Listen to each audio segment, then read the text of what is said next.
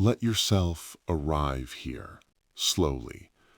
Whatever the day asked of you, the decisions, the screens, the conversations that are still echoing faintly somewhere in the back of your mind, let them begin to loosen now. You don't need to push them away. Just let them drift a little farther out, like boats slipping from the shore on a tide you don't have to control. Your only job for the next while is to lie still, to breathe, and to let a very old question move past you at a pace that asks nothing of you at all. The question seems simple the first time you say it. You could almost hear a child asking it, looking at a picture in a book or at a model in a museum. Why did so many civilizations build pyramids? And tucked just behind that first question, like a shadow following close behind, comes the second. Why that shape? Out of all the ways to stack stone, out of all the forms human hands could have persuaded Earth to take, why did so many people, in so many different places, arrive at this same slow-leaning triangle that widens as it falls toward the ground? If you close your eyes now, you can probably call up one pyramid without effort. Maybe it's a pale, sun-struck Egyptian pyramid rising out of desert heat. Maybe it's a steep stone staircase climbing the face of a Maya temple in the jungle, each step catching a line of light. Maybe it's something vaguer, just the sense of a wide, solid base narrowing toward a point where stone meets sky. Whatever image arrives first, let it come, and let it sit there quietly without needing to be precise. We are used to thinking of pyramids as Egyptian, first and foremost. The Great Pyramid at Giza has been an emblem for so long, on postcards, in textbooks, on banknotes and logos, that it can be hard to remember that Egypt is only one part of the story. Pyramids rise in different forms in the green valleys of Mesoamerica, in the floodplains of Mesopotamia, in the rocky lands along the Nile further south, and in other places where people, centuries and continents apart, made the same fundamental decision to build a great heap of stone or earth that widens downward and narrows toward the sky. That is the part worth lingering on in the dark. These civilizations, as far as we can tell, did not share blueprints. They did not swap architects. They did not send engineers across oceans to consult with one another about load-bearing angles and optimum slopes. And yet, when they reached for something grand, something that would touch their gods or cradle their dead or anchor their cities, they reached for a shape that looks, to our eyes, remarkably alike. Not identical, but close enough that the resemblance is impossible to ignore. Tonight, we are going to walk around that resemblance very slowly. We are not in a hurry to explain it. We are not going to grab for the most dramatic answer or the most anxious one. No whispered secrets about lost continents. No need for visitors from the stars to draw simple lines in stone. Instead, we are going to do something much quieter and much more human. We are going to ask what it feels like to build up from the ground in a world where everything heavy wants to fall down.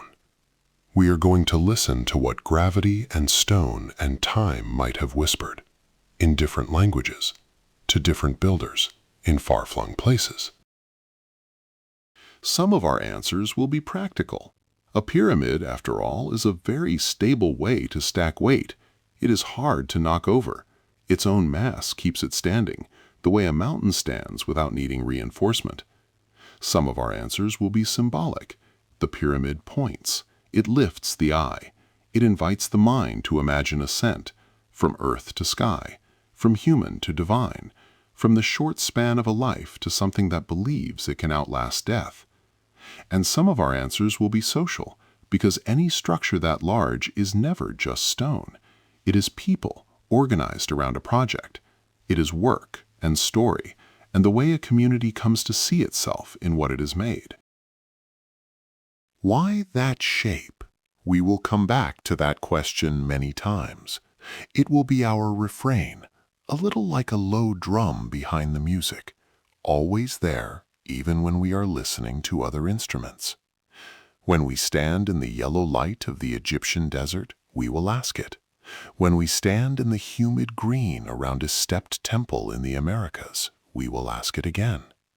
When we climb, in imagination, the terraces of a ziggurat toward a Mesopotamian sky, we will feel the same pull. Why this? Why here?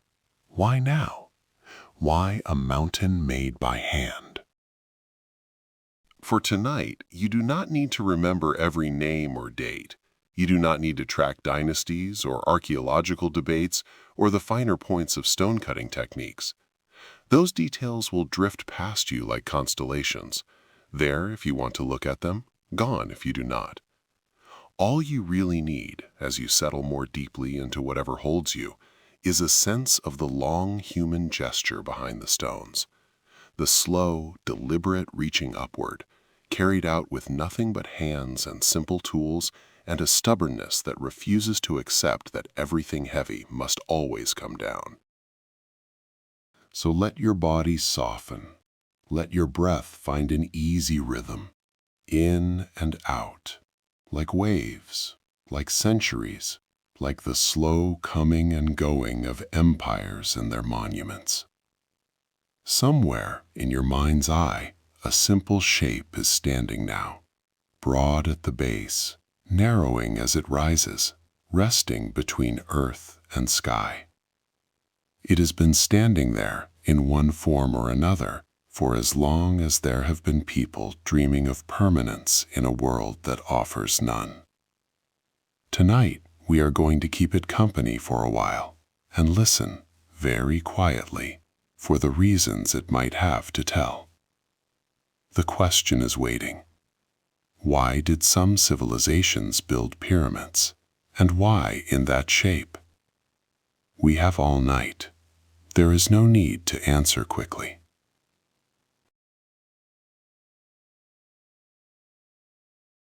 Before we go any further into the story, before we stand in the Egyptian desert, or climb the jungle steps, or look out from a ziggurat over the flat plains of Mesopotamia, it is worth pausing here, gently, to ask a question that sounds almost too simple to be worth asking.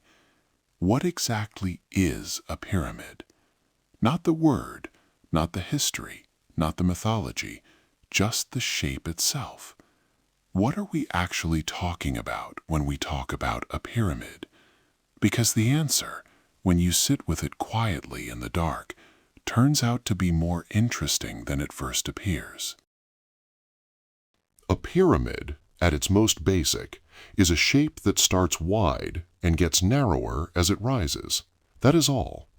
A broad base, square or rectangular, or sometimes many-sided, that reduces, face by face, tier by tier, angle by angle, until it reaches a single point at the top. In mathematical terms, it is simple enough that a child can draw it. In structural terms, it is one of the most stable arrangements of mass that physics allows. And in human terms, in the terms of meaning and symbol and the way a shape can carry a whole civilization's understanding of itself, it is almost inexhaustibly rich. There are, broadly speaking, two kinds of pyramids in the ancient world, and the difference between them is worth holding clearly before we proceed. The first kind is the smooth-sided pyramid, the kind most people picture when they hear the word, the kind that rises from the Egyptian desert in long, clean slopes toward a single apex. The second kind is the stepped pyramid, a series of receding platforms stacked on top of one another like a staircase, each level smaller than the one below, the whole structure rising in visible increments rather than in one continuous slope. Both are pyramids, but they are doing slightly different things, and we will return to that difference many times tonight. The smooth-sided pyramid is a statement about geometry. It takes the square base, the most stable, most grounded of forms, and draws it upward toward a point with the cleanest possible line. There are no steps, no pauses, no concessions to the human scale of things. The slope rises at its angle and does not waver. Looking at a true smooth-sided pyramid, the eye is carried upward without interruption, from the wide solidity of the base to the vanishing point at the top, in one continuous motion. It is a shape that feels both inevitable and astonishing, as if the stone had no other choice but to reach that particular point in that particular way. The stepped pyramid is a different kind of statement. It says, here is the ground, and here is the first level above the ground, and here is the level above that, and here, and here, and here. It makes its ascent visible, countable, climbable. A stepped pyramid has stairs, in some cases literal staircases running up its faces, in others the terraced edges of its platforms themselves serving as steps. It invites the body to imagine the climb in a way that the smooth pyramid does not. It says not just up, but up, step by step, level by level, the way a human being actually moves through the world. Both shapes are answers to the same fundamental challenge. How do you build something very tall without it falling over? And the answer both of them give is the same answer that gravity itself suggests. You make the bottom wider than the top. You put the most weight at the base, where the ground can support it, and you reduce the weight as you rise, so that the structure is always, at every level, more stable than it needs to be. This is not a sophisticated architectural insight that required centuries of trial and error to discover. It is, in a very real sense, obvious, the kind of obvious that becomes apparent the first time you stack objects and watch the unstable ones fall. And yet, obvious is not the same as simple. The pyramids of Egypt are not crude piles of stone arranged by instinct. They are the products the sophisticated surveying, precise geometric calculation, careful material selection, and an organizational capacity that could move millions of tons of stone across desert and river to a specific location and place them within fractions of a degree of perfect alignment. The shape is simple. The execution is one of the most complex achievements in all of human history. That gap between the simplicity of the idea and the staggering difficulty of its realization is part of what makes pyramids so enduringly fascinating. Why that shape? Here, at the beginning of our answer, is the first layer, because it works. Because a shape that widens toward the ground is a shape that the earth itself supports, that distributes its own weight outward and downward, that resists the forces trying to topple it with every additional ton it carries. Other shapes, tall towers, thin spires, overhanging ledges, fight gravity. The pyramid cooperates with it. It makes gravity an ally rather than an adversary, uses the pull of the earth to press its own stones together more firmly with every passing century. This is why pyramids are still standing when the towers and the palaces and the wooden temples of the same civilizations have long since vanished into the ground. It is worth lying still for a moment and feeling in your own body what the pyramid knows structurally. Your body, lying down, is at its most stable, wide at its base, weight distributed across the greatest possible surface. Your body standing is taller but less stable, narrowed at the feet, weight balanced above a small point of contact with the ground. The pyramid, in a sense, is always lying down. It spreads itself wide against the earth and refuses to be toppled. There is something restful in that image, if you let it come. The great stone structures resting as heavily and as peacefully as a sleeping body, unmoved by the centuries passing above them.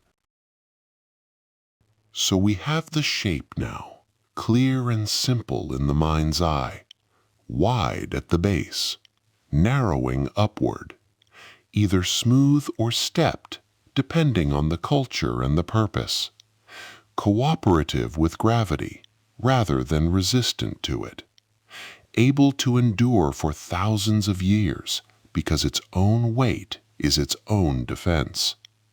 That is what a pyramid is, structurally. But structure is only the beginning.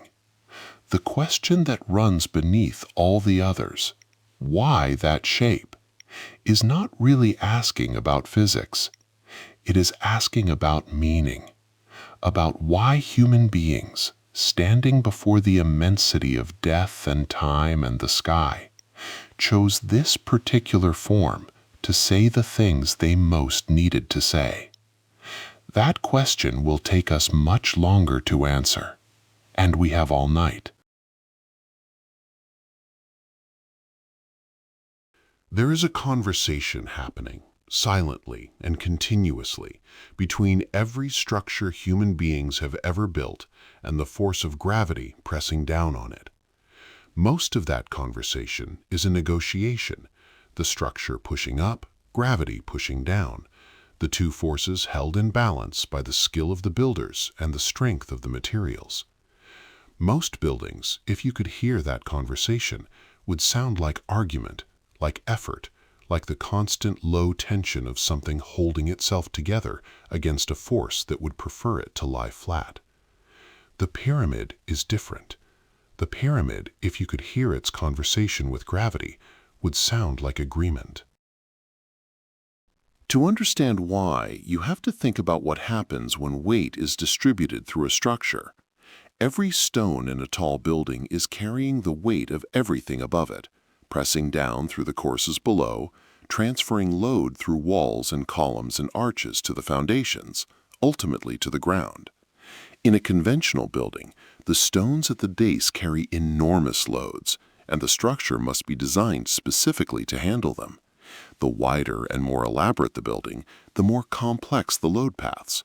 Below these, the structure can fail. Walls can buckle, arches can spread, foundations can settle unevenly. In a pyramid, something different happens. The load paths are simple and direct. Every stone transfers its weight downward and slightly outward through the slope of the face toward the base. The base receives the load and spreads it across the widest possible footprint. There are no arches to spread, no thin walls to buckle, no single point of failure that could bring the whole structure down. The pyramid distributes stress so evenly and presses its own stones together so firmly under their own collective weight that it becomes, in a structural sense, more stable the heavier it gets. Its own mass is its own defense. The ancient builders did not have the mathematical language we use today to describe these principles. They had no equations for load distribution or compressive stress or bearing capacity. What they had was something more direct and more reliable. They had experience. They had generations of accumulated knowledge about what shapes stand and what shapes fall, about what happens when you stack stone carelessly and what happens when you widen the base, about the difference between a structure that fights its own weight and one that uses its weight to hold itself together. They had, in short, the education that gravity provides to anyone who pays careful attention. Stone itself has something to say about this. Stone is extraordinarily strong in compression. When forces are pushing it together, pressing its molecules against each other, it resists with tremendous capacity. Stone is much weaker in tension. When forces are pulling it apart, trying to stretch it, it cracks and fails relatively easily. This is why arches and domes, which put stone in compression by channeling loads around a curve, work so well. And it is why a pyramid works so well, because its geometry ensures that almost all of its stone is always in compression, always being pressed together by the weight above, never being pulled apart by forces it cannot handle. Why that shape? Here is the structural answer, stated as plainly as possible. Because it is the shape that stone prefers. not in any mystical sense, but in the precise engineering sense that a pyramid loads its material in exactly the way that material is strongest, distributes its forces in exactly the pattern that produces maximum stability, and grows more secure rather than less secure as it grows larger. It is the shape that emerges when you ask the question, how do I build something as tall as possible, as heavy as possible, with the materials I have, and have it still be standing in 4,000 years? There is a thought worth resting with here in the quiet. The pyramids of Egypt have been standing for roughly 4,500 years. The civilization that built them, the old kingdom of ancient Egypt, with its pharaohs and priests and scribes and farmers, lasted roughly 500 years in its classic form, then transformed beyond recognition, then was absorbed by other empires, then vanished from the earth as a living culture. But the stones it arranged remain. The shape outlasted the builders by 4 millennia and is not done yet. Whatever the pyramid cost its builders, in labor, in resource, in the lives of the people who moved those stones, the return on that investment, measured in time, is almost impossible to calculate. The builders knew this, on some level, even if they could not have articulated it in structural terms. They had seen what wind and flood and time did to other structures, to reed houses and mud brick walls and wooden temples. They had watched the shapes that could not hold themselves together fail within generations, within decades, sometimes within years. And then they had cut limestone from the quarries east of the Nile, floated it across the river on barges, and arranged it into a shape that their accumulated experience told them would not fail. Not because they understood compressive stress, because they understood stone and gravity and the long, patient relationship between the two. Lie still for a moment and feel, in your own body, the truth of what we have been describing. Your weight pressing down through the mattress, through the bed frame, through the floor, into the foundations of whatever building holds you. That is gravity, and that is compression. And every structure that has ever stood has been a negotiation with exactly that force. The pyramid simply negotiates better than most. It spreads your weight before it reaches the ground. It uses the pressure to strengthen rather than to strain. It takes the force that undoes most things and turns it, with a simple geometric decision, into the force that holds everything together. The stones want to stand. That is the quiet truth at the center of this chapter. Not a romantic truth, not a mystical one, but a plain structural truth. When you arrange stone in a pyramid, you are arranging it in the configuration it is best suited for, the one in which its strengths are fully engaged and its weaknesses are never tested. The shape is not arbitrary. The shape is the answer that emerges when you ask the right question of the right material. And the civilizations that found this answer, independently in different places across different centuries, were not doing something magical or inexplicable. They were doing something deeply logical. They were listening carefully and patiently to what the stone was trying to tell them. Egypt is where most of us begin when we think about pyramids, and there is a reason for that. Not just the fame, not just the scale, not just the extraordinary fact of their survival across 4.5 millennia. It is because the Egyptian pyramids are, in a very specific sense, the most fully realized version of the idea, the smoothest, the largest, the most precisely aligned, the most completely embedded in a whole civilization's understanding of death and time and the sky. When ancient Egypt built its pyramids, it was not experimenting. It was making a statement about its kings, about its gods, about what happens after death, and about the relationship between the human world and the one that lies beyond it. To understand the Egyptian pyramid, you have to understand something about the Egyptian landscape first. Egypt is, at its core, a country defined by a single river running through an enormous desert. The Nile Valley, green, fertile, narrow, alive, is flanked on both sides by the desert, dry, still, and, to the Egyptian mind, the domain of the dead. The living farmed and built and loved on the east bank, where the sun rose. The dead were buried on the west bank, where the sun set. This was not merely custom, it was cosmology. The daily movement of the sun across the sky, from rising to setting, from life to death and back again, written into the very geography of where people chose to build and where they chose to bury. The pyramid in this landscape was a mountain. Egypt has almost no natural mountains. The Nile Valley is flat, the desert is flat, and the sky meets the earth in an unbroken horizon that stretches in every direction. A pyramid rising from that flatness was not just a large building, it was a geological event. It was the introduction of verticality into a horizontal world, the creation of a peak where there had been only plain. And peaks in the ancient Egyptian imagination were sacred, the primordial mound that rose from the waters of chaos at the beginning of creation, the first solid ground, the point where life began. The pharaoh who lay inside the pyramid was not simply being buried.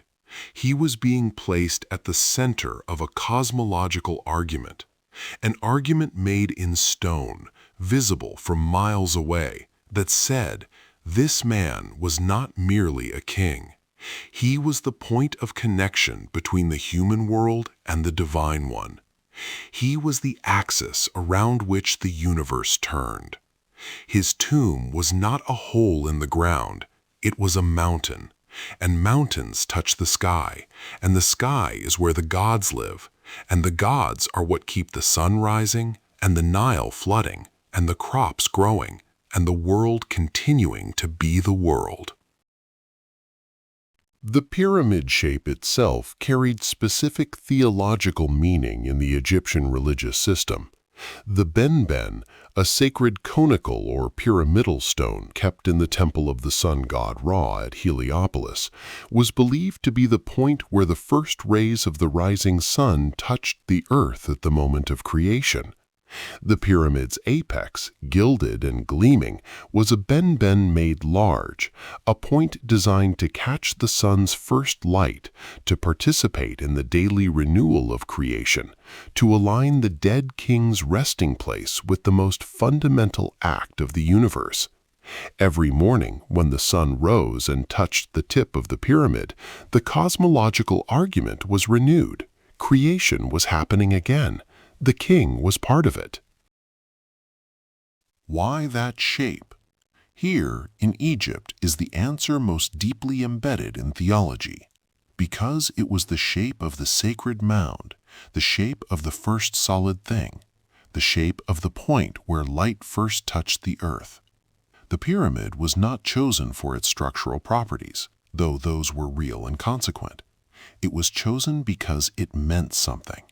Because it said, in a language that every Egyptian could read without being taught to read it, that the person buried inside had passed beyond the ordinary boundaries of human life into something permanent, something cosmic, something that participated in the daily renewal of the world.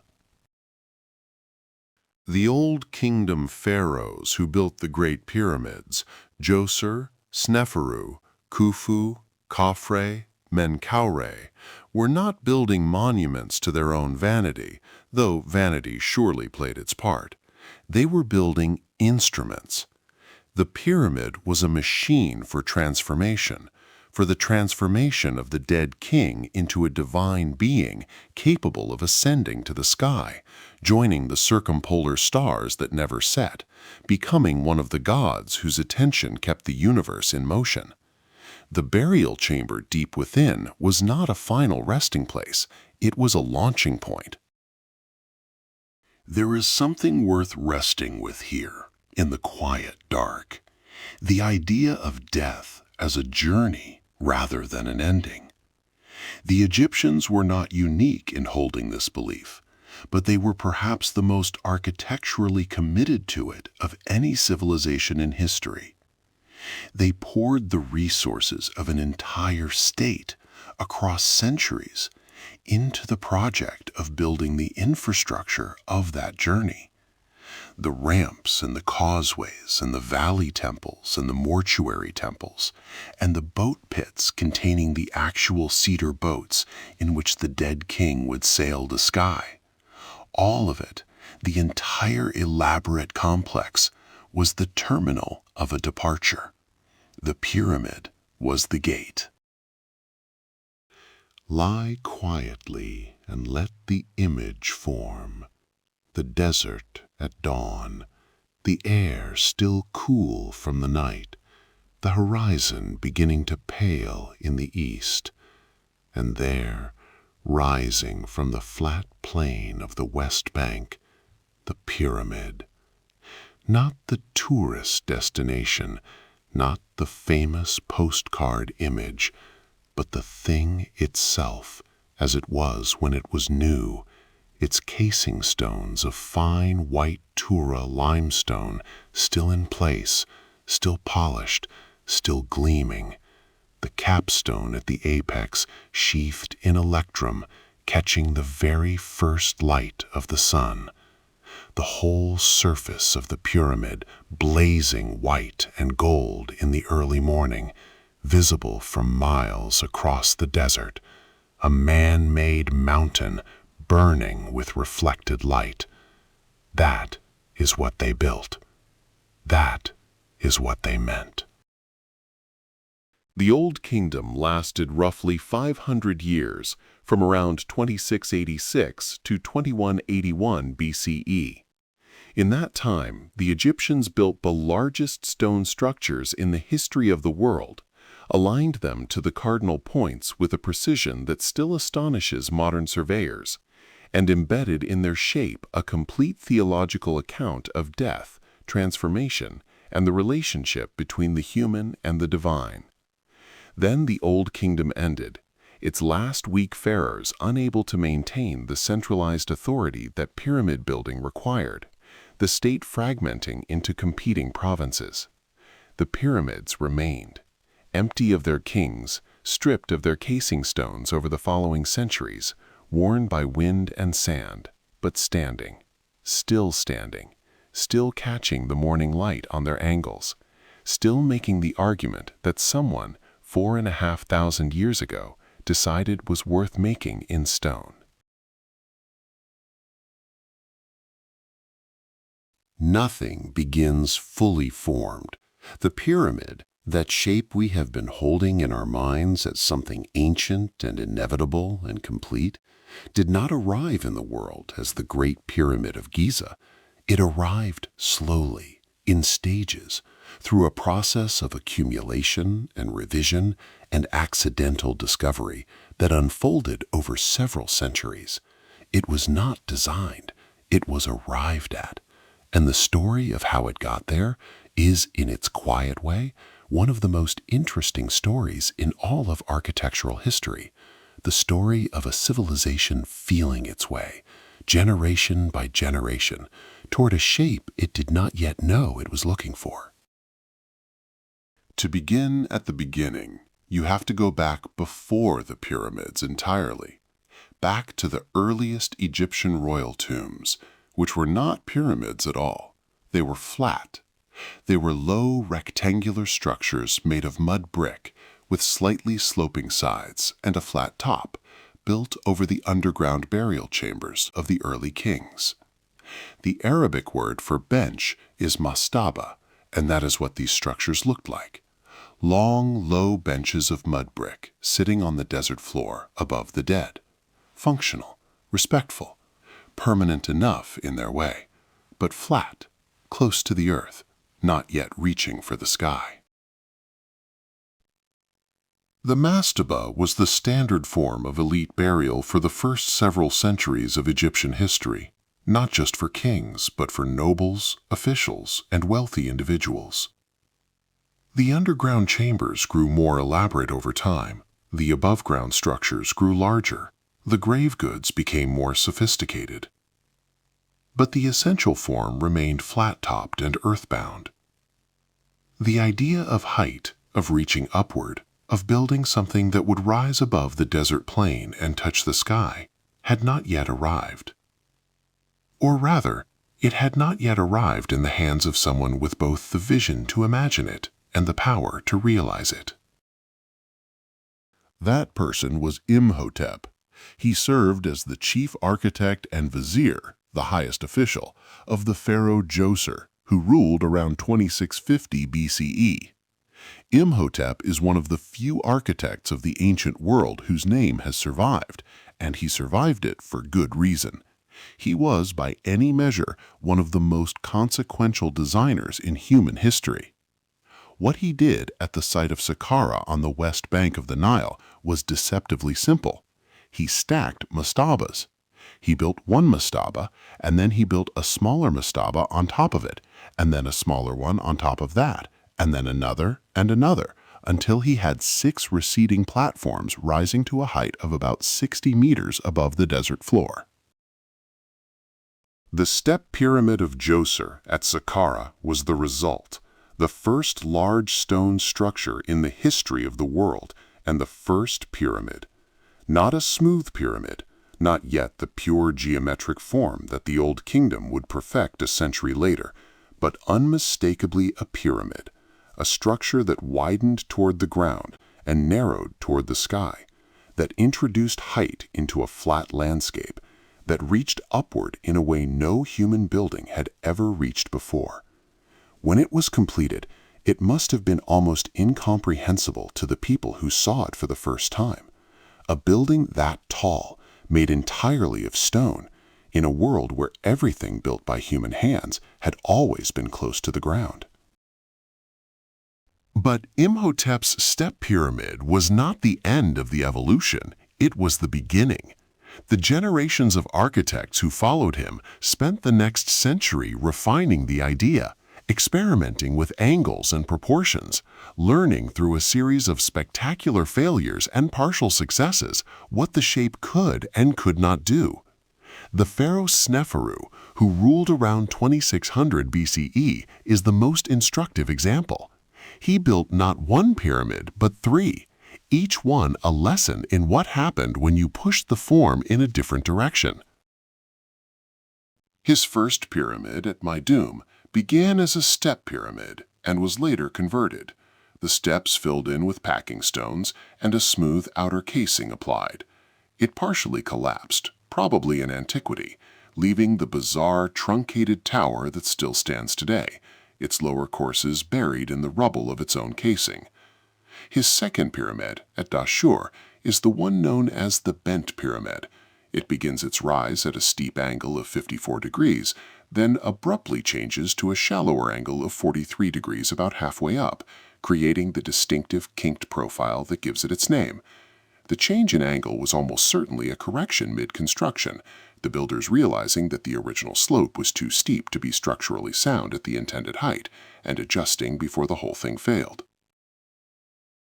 Why that shape? Here, in the story of Sneferu's pyramids, is an answer that is entirely practical and entirely human. Because they were learning. Because the smooth-sided pyramid at its optimal angle, the angle that distributes weight correctly, that keeps the structure stable at full height, that allows the casing stones to sit securely on their bedding, was not obvious in advance.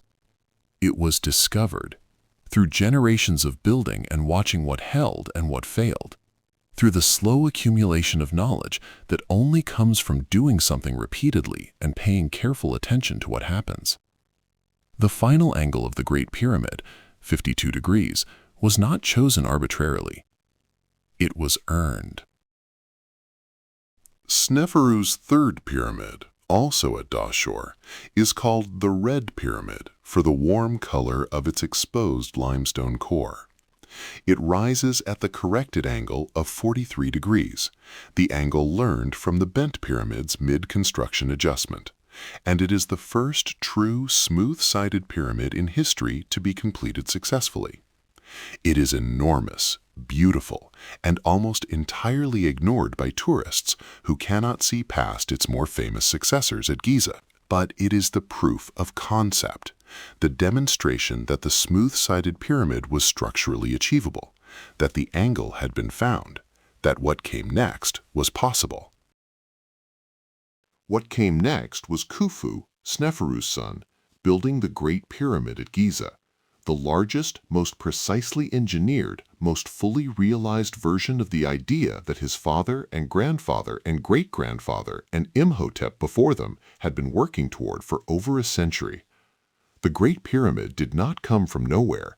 It came from 100 years of experiment and failure and correction and learning, from the accumulated wisdom of every architect who had stacked a mastaba and watched it stand, from every builder who had seen a slope fail and understood why, from every generation that had carried the project one step further toward the shape that stone and gravity and the Egyptian theological imagination had together been pointing toward all along. The pyramid did not fall from the sky. It grew from the ground up, one lesson at a time, the way all the best things do. There is a moment, on certain clear nights, when you look up at the sky and feel something shift inside you, a loosening of the ordinary sense of where you are, a sudden awareness of the enormous depth above you, the stars not as a ceiling, but as a window into something vast and indifferent and beautiful. The ancient Egyptians felt this too. They felt it every night, in a desert sky unpolluted by any artificial light, and they did not experience it as a private aesthetic sensation. They experienced it as information. The sky was not decorative. The sky was a map and a clock and a theological text and a set of instructions, and the pyramids were, among other things, their attempt to read it correctly. The alignment of the Egyptian pyramids is one of the most discussed and most genuinely astonishing facts about them. The Great Pyramid of Khufu is oriented to the cardinal points, north, south, east, west, with an accuracy of less than 1/10 of a degree. The north face points to true north within 3/60ths of a degree of perfect alignment. This is not an approximation. This is not close enough. This is a precision that challenges modern surveyors using GPS and laser equipment to replicate, achieved by people using wooden rods and stretched cords and their own careful observation of the sky. The question of exactly how they achieved it is still, in certain technical details, debated. The fact that they did achieve it is not. The north was not chosen arbitrarily. In the Egyptian sky, true north is the direction of the circumpolar stars, the stars that never set, that wheel around the north celestial pole in continuous circles, never dipping below the horizon, always present, always returning. The Egyptians called them the imperishable ones, and the name carries everything you need to know about why they mattered. In a world governed by cycles of rising and setting, the sun rising and setting, the Nile flooding and receding, life beginning and ending, the circumpolar stars were the exception. They did not set, they did not die, they were permanent in a world of impermanence. The dead pharaoh, according to the pyramid texts, those extraordinary collections of spells and invocations carved on the interior walls of the later Old Kingdom pyramids, was destined to join the imperishable ones after death. He would ascend through the pyramid's passages and shafts, cross the sky in his celestial boat, and take his place among the stars that never set. The pyramid's northern orientation was not decorative, it was directional. It was pointing the dead king toward his destination, due north, toward the stars that would receive him, toward the permanence that ordinary human life could not provide, but that the right tomb, built in the right shape and pointed in the right direction, might help him reach. Inside the Great Pyramid, two narrow shafts run from the king's chamber upward through the body of the pyramid at precise angles, one pointing north, one pointing south. They are too small to be passageways. They have been interpreted with considerable astronomical support as sighting shafts, channels aligned to specific stars so that the dead king's spirit could look upward and see the stars he was destined to join. The northern shaft, calculations suggest, was aligned to the star Thuban, which was the pole star in Khufu's time, the center of the circumpolar wheel, the most imperishable of the imperishable ones. The southern shaft was aligned to Orion's belt, the constellation the Egyptians identified with Osiris, the god of the dead and the prototype of the resurrected king. Why that shape?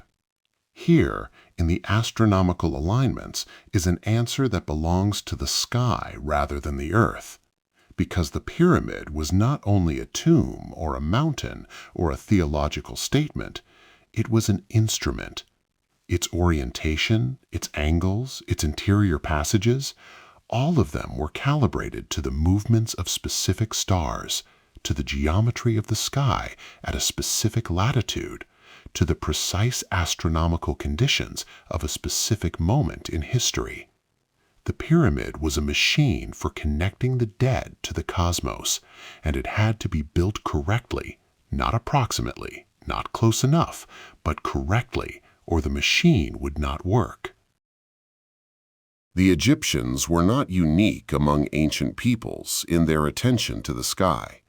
Megalithic monuments across Europe, Stonehenge, Newgrange, Karnak, were aligned to solar and lunar events with varying degrees of precision. Temples in Mesoamerica were oriented to catch specific astronomical events. The Mesopotamian ziggurats we will visit in later chapters had astronomical observatories at their summits. The sky was, for virtually every ancient culture, not merely the background of daily life, but its most important text, the place where the divine order of the universe was written in light, available to anyone willing to look carefully and long enough. But the Egyptian achievement in astronomical alignment is distinguished by its scale and its precision. To align a structure the size of the Great Pyramid, a base of over 13 acres, built of over 2 million stones, to the cardinal points within a fraction of a degree is not a casual accomplishment.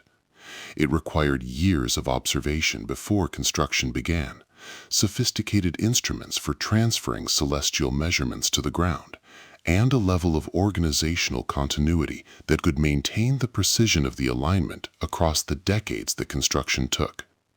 The sky was being read carefully, and the reading was being translated into stone with extraordinary fidelity.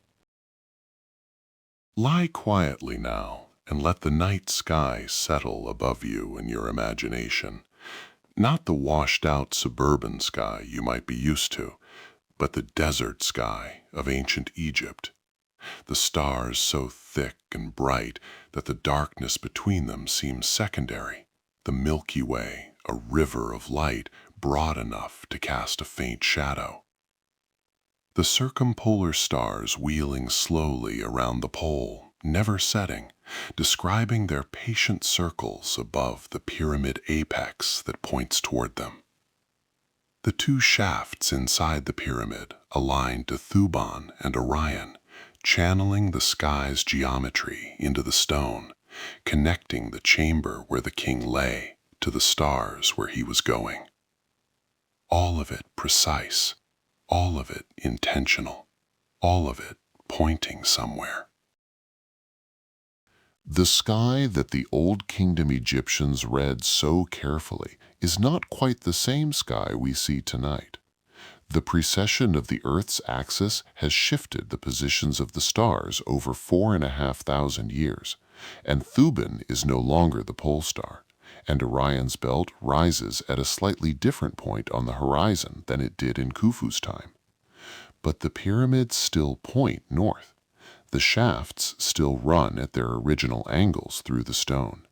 The alignment is still there, still precise, still doing what it was built to do, connecting the earth to a sky that has moved on without it, pointing toward a destination that the stars have slightly relocated but not abandoned. The instrument still works. The cosmos it was calibrated to has simply, slowly drifted, as all things do, given enough time. There is a story about the pyramids that most of us absorbed somewhere in childhood, from a film or a textbook illustration or a passing remark. And that story goes something like this.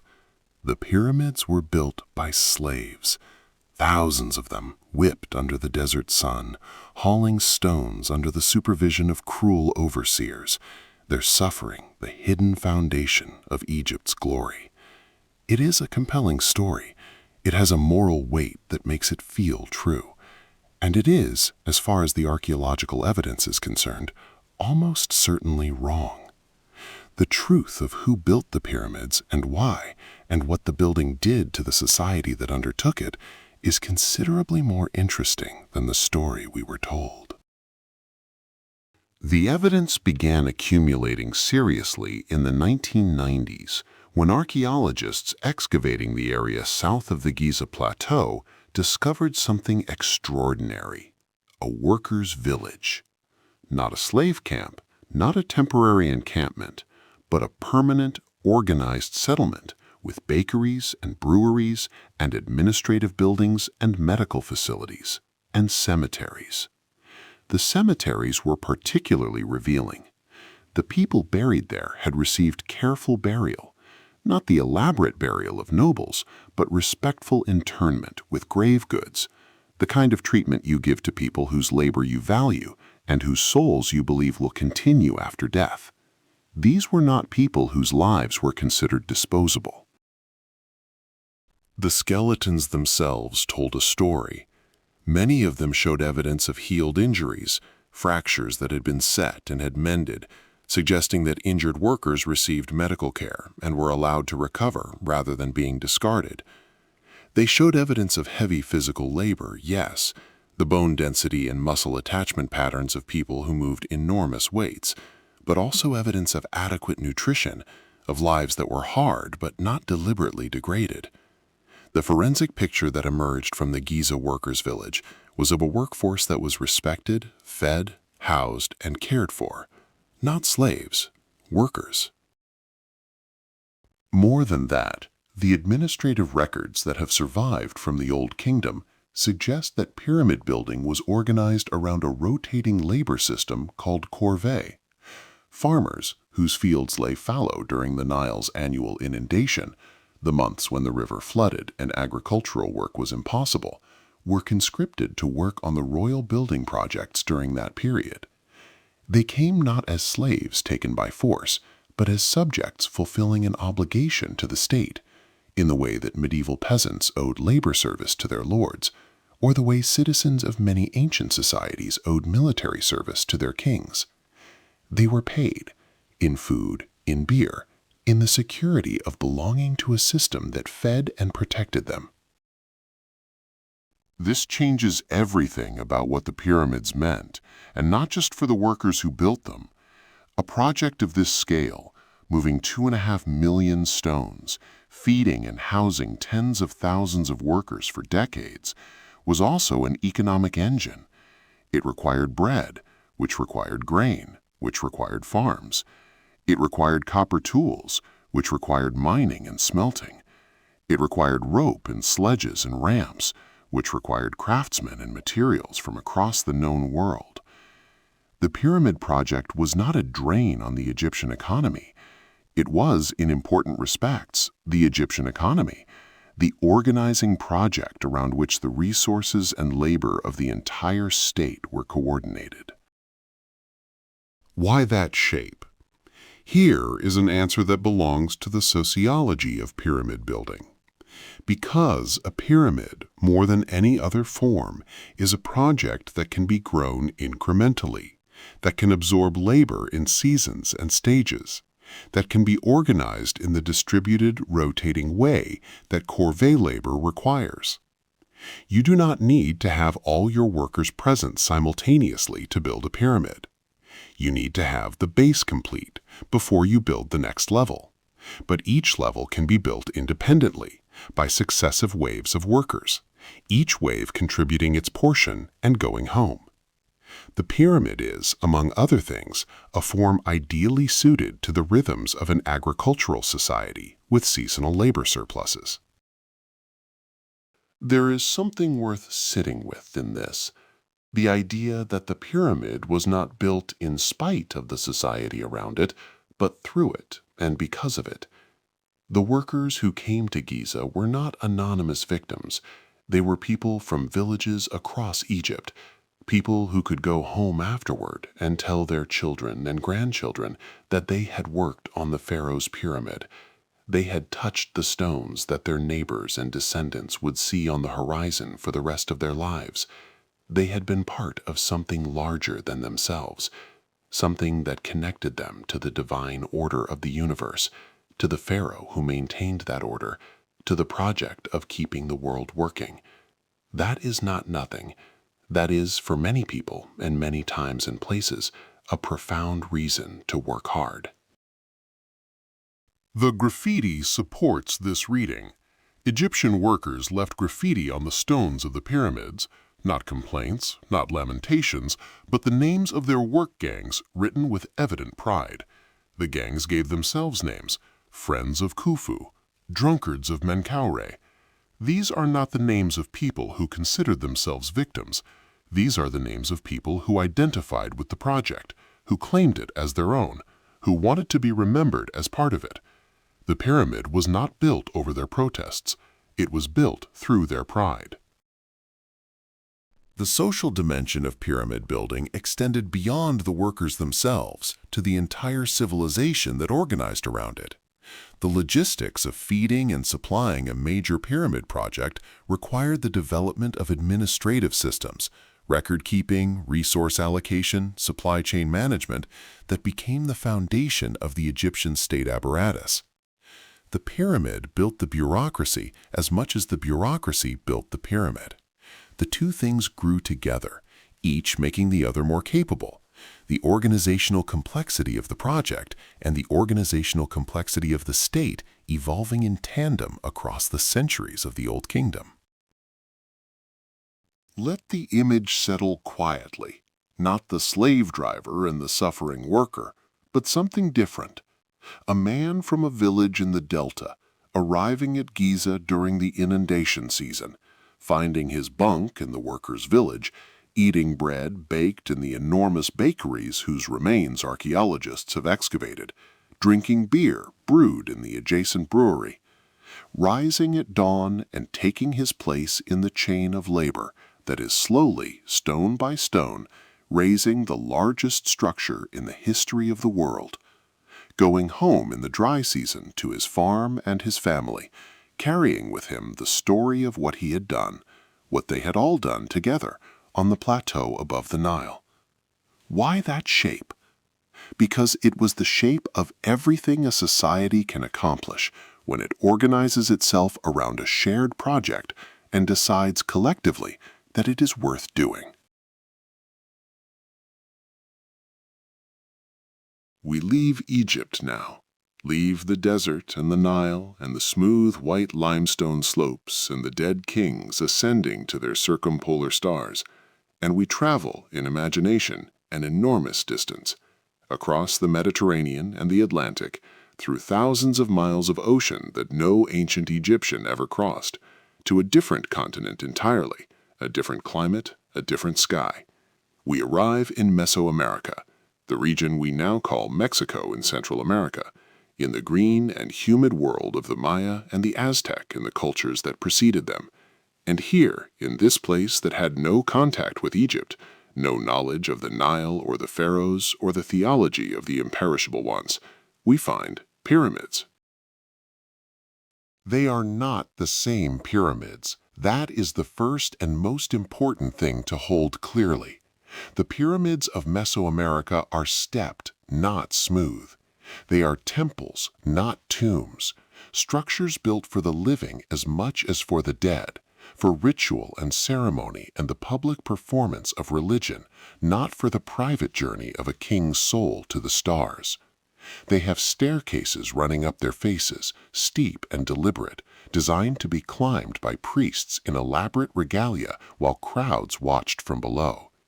They are oriented differently, built differently, and mean differently than the Egyptian pyramids. And yet, the shape, the wide base, the narrowing toward the sky, the insistence on height in a world where height did not have to be built because it could simply be chosen, the flat lowlands offering no natural mountains to substitute.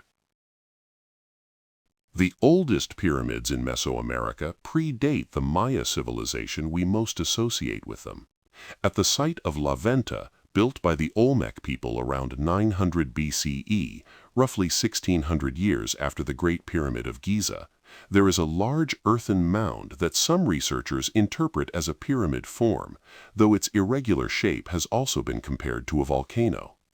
At Teotihuacan, the great city that dominated central Mexico between roughly 100 and 550 CE, the Pyramid of a Sun rises to a height of over 65 meters, not as tall as the Great Pyramid, but built on a base of comparable scale, the third largest pyramid in the world by volume.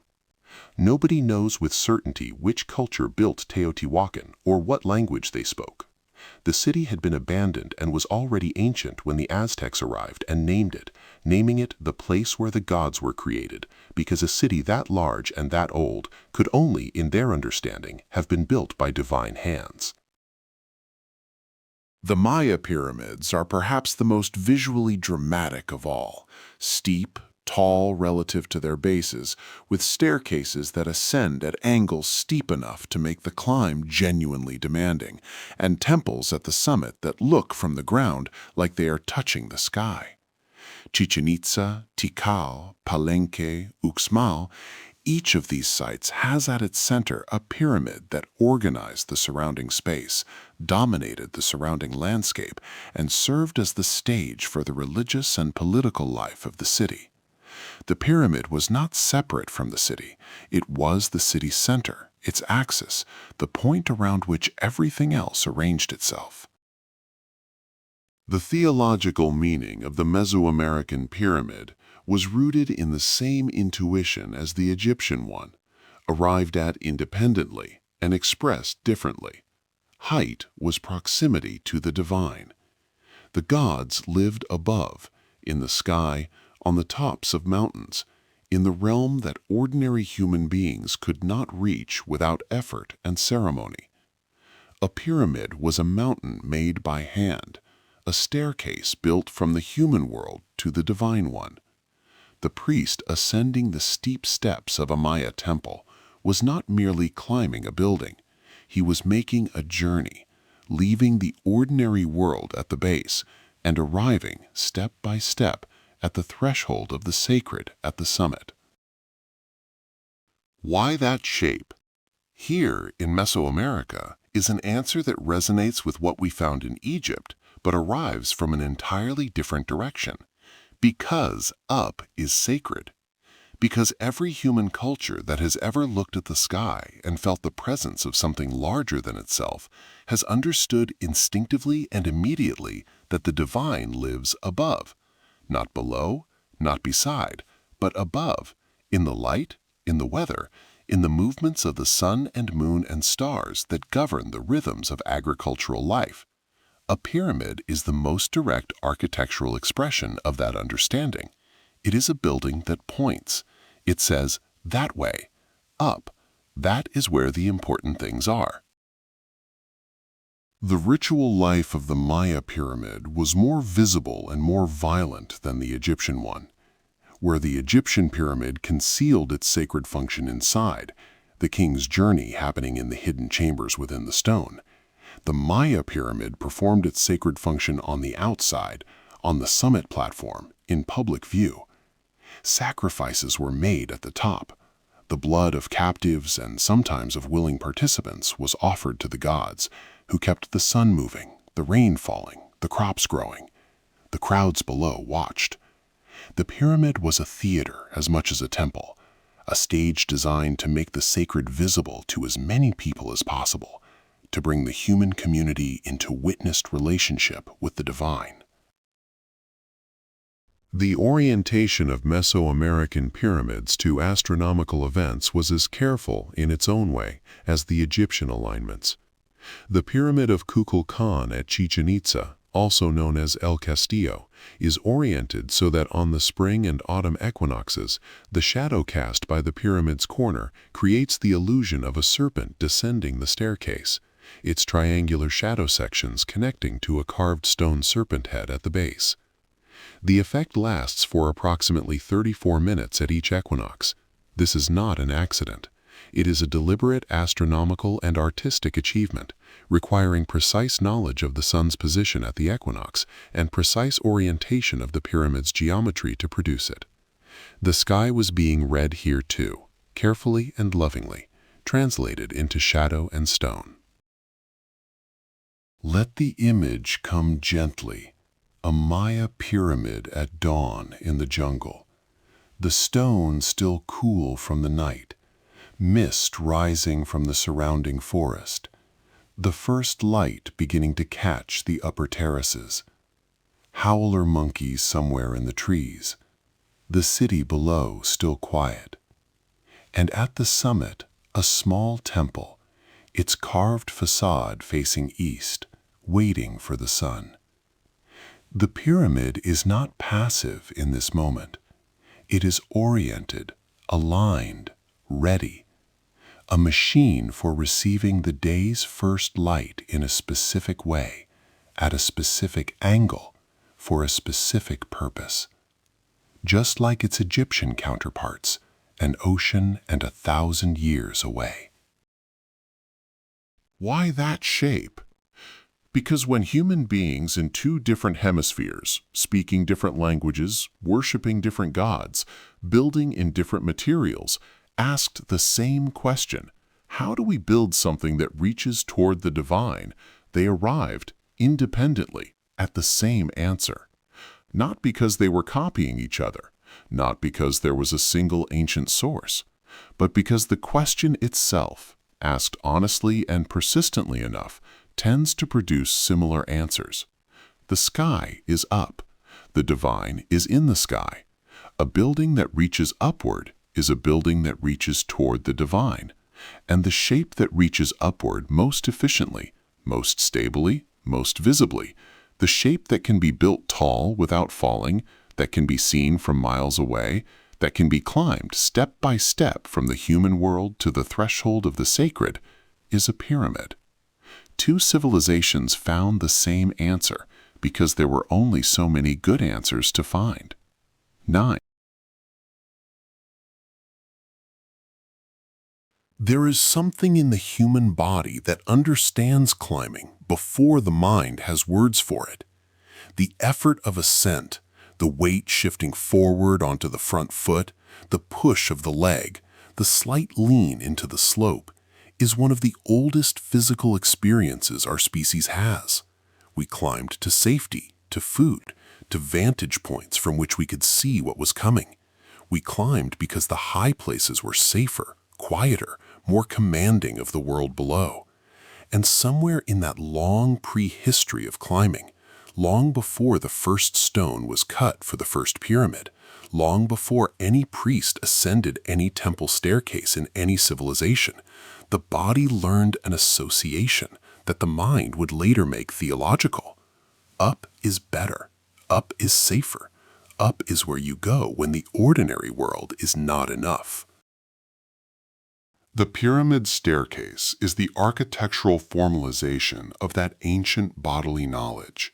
When the Maya priest climbed the steep steps of a temple pyramid, 265 steps at El Castillo at Chichen Itza, each one narrow and demanding, the angle steep enough that the climber leans forward, hands sometimes touching the steps ahead.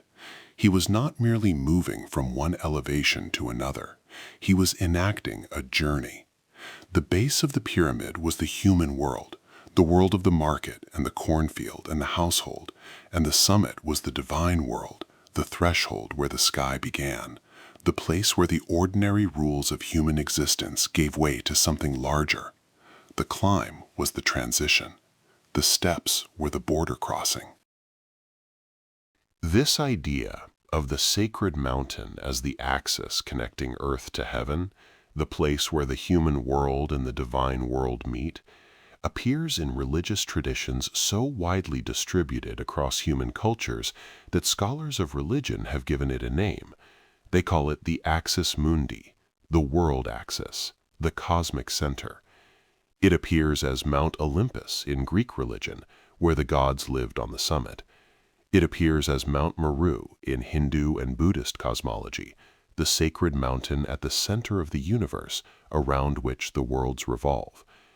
It appears as Mount Sinai in the Abrahamic traditions, where Moses received the law from a God who communicated from heights. It appears in every tradition that has looked at a mountain and felt that the summit was not just geographically, but spiritually elevated, closer to whatever it is that mountains are close to. The pyramid in this context is the portable axis mundi, the sacred mountain that a civilization can place wherever it needs one, oriented however its theology requires, built to whatever height its resources can achieve. You do not need to live near a mountain to have a cosmic center. You can build one.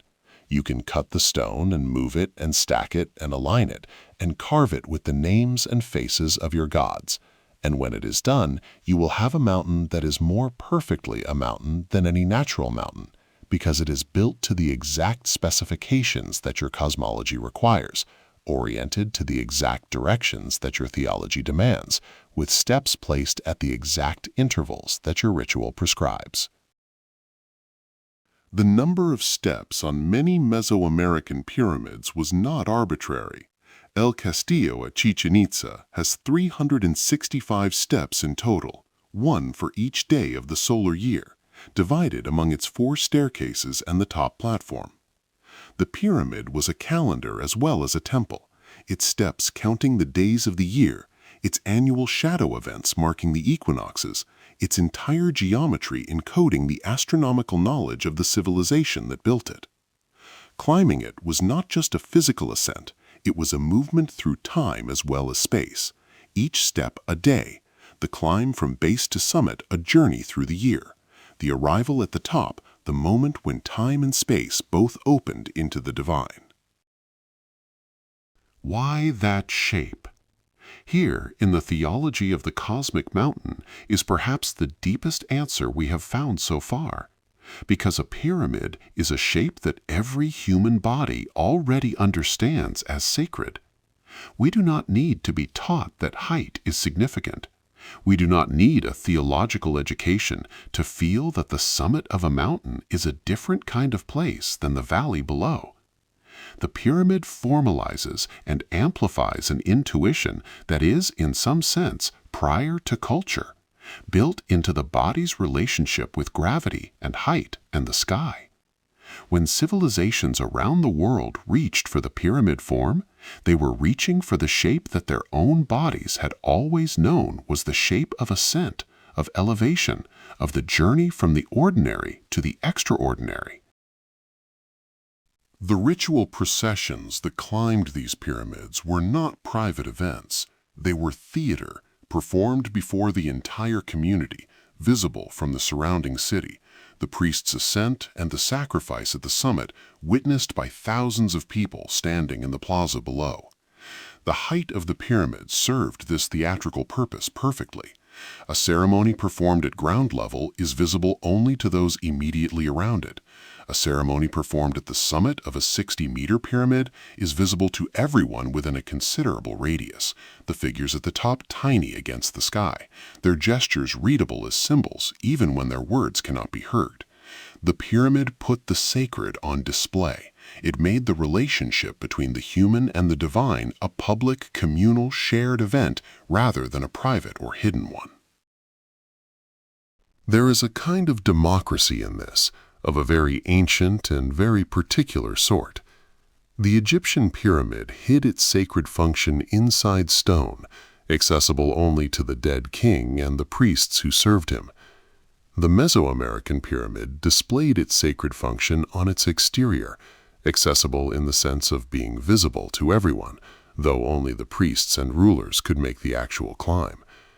The community below was a congregation, not participants in the ritual, but witnesses to it, their presence necessary, their upward gaze the ground-level counterpart to the priest's downward view from the summit. The pyramid needed the crowd as much as the crowd needed the pyramid. The sacred required an audience. Let the image come quietly. The plaza at the foot of a great Maya pyramid filled with people. Not a frightened crowd, not a coerced assembly, but a community gathered around the most important event of its shared life, the ceremony that would keep the sun moving, the rain falling, the corn growing for another season. The pyramid rises above them, its steps catching the afternoon light, the temple at the summit a small, bright rectangle against the blue. And there, at the top, a figure, small enough at that height to be almost abstract, almost symbolic, moving through the gestures of a ritual that the crowd below can see but cannot hear. The pyramid is doing its job. The cosmos is being maintained. The connection between the human world and the divine one is being renewed, in public, in stone, on the axis that someone decided generations ago to build right here. Why that shape? Because it can be climbed. Because it puts the sacred at the top of a journey that everyone can witness, even if not everyone can make. Because it encodes the year in its steps, and the sky in its orientation, and the cosmic mountain in its form. Because every time a priest stood at its summit and looked out over the city below, and the jungle beyond, and the sky above, the pyramid was fulfilling the purpose for which it was built, connecting the small human world to the enormous everything that surrounds it, making the connection visible, making it architectural, making it something that would stand long after the priest had descended and the crowd had gone home, and the day had turned again toward night. We have traveled from Egypt to Mesoamerica and back again, following the pyramid shape across 2 continents and 4,000 years. But the story is not finished with those 2 places. Tonight we move again, eastward this time, into the ancient world of the Middle East, into the flat river plains between the Tigris and the Euphrates, into the civilization that may have given the pyramid idea its most purely theological expression of all. We are going to Mesopotamia, the land between the rivers, the cradle of writing and the wheel and the first cities, and we are going to climb, in imagination, the terraced mountains that the Sumerians and the Babylonians and the Assyrians built, not to bury their dead, but to bring their gods down from the sky. The ziggurat is not quite a pyramid in the strict geometric sense. It does not taper to a single point. It rises in a series of distinct receding platforms, 3, 4, sometimes 7 tiers, each one set back from the one below, connected by staircases or ramps, the whole structure rising to a flat summit on which a small temple sat. The profile, from a distance, is pyramidal, wide at the base, narrower at the top, the familiar shape of something that wants to reach upward.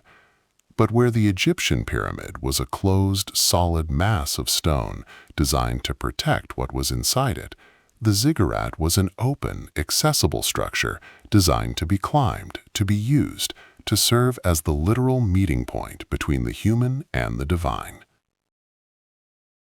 The theology behind the ziggurat was, in its way, the inverse of the Egyptian pyramid theology. The Egyptians built their pyramids to send the dead king upward, to launch him from the earth toward the sky, toward the stars, toward the divine realm above.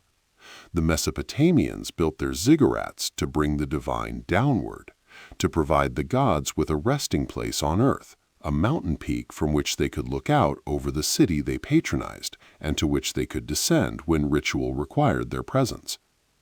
The temple at the summit of the ziggurat was not a place where humans performed rituals for the gods. It was the god's house, the place where the deity actually lived, in the form of its cult statue, tended by priests whose job was domestic service as much as worship. The ancient Sumerian city of had one of the best preserved ziggurats in the ancient world, the Great Ziggurat of built around 2100 BCE under the third dynasty of dedicated to the moon god Nana. Its lower portion still stands today in southern Iraq, its mud brick core exposed, but its basic form intact after 4,000 years. 3 broad staircases converged at the first terrace, and from there the structure rose through additional levels to a summit that has not survived, but that ancient texts describe as housing the temple of Nana himself. The city of was, in its own understanding, not governed by its human king alone, but by the god whose house stood at its center. The king was the god's representative, his household manager, the person responsible for maintaining the divine estate, of which the entire city was a part. The most famous ziggurat in history is one that no longer exists, and that may, in its legendary form, never have existed quite as described. The Tower of Babel, described in the book of Genesis as a tower built by humanity reaching toward heaven, whose construction was interrupted by divine intervention, is widely believed to be a cultural memory of the great ziggurat of Babylon, the Etemenanki, whose name in Sumerian meant the house of the foundation of heaven and earth. Ancient texts describe it as rising in 7 tiers to a height of about 90 meters, its summit temple clad in blue glazed brick, visible from across the flat Babylonian plain.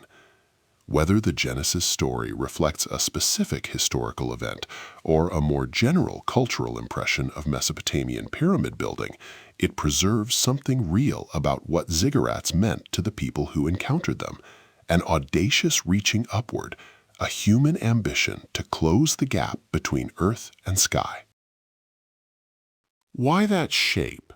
Here in Mesopotamia is an answer that is almost purely theological, because the gods lived on mountains, and Mesopotamia had no mountains. The great river plain between the Tigris and the Euphrates is one of the flattest landscapes on earth. No hills, no ridges, no natural elevation of any significance for hundreds of miles in every direction. The people who built the first cities in this landscape had come, many scholars believe, from the surrounding highlands, and they brought with them the religious traditions of mountain people, traditions in which the divine lived at altitude, in which the high places were sacred, in which the proper place to encounter a god was at a summit. When they settled the flat plain and built their cities, they could not simply walk to the mountains to find their gods. They had to build the mountains themselves. The connection to the biblical tradition is worth lingering on quietly.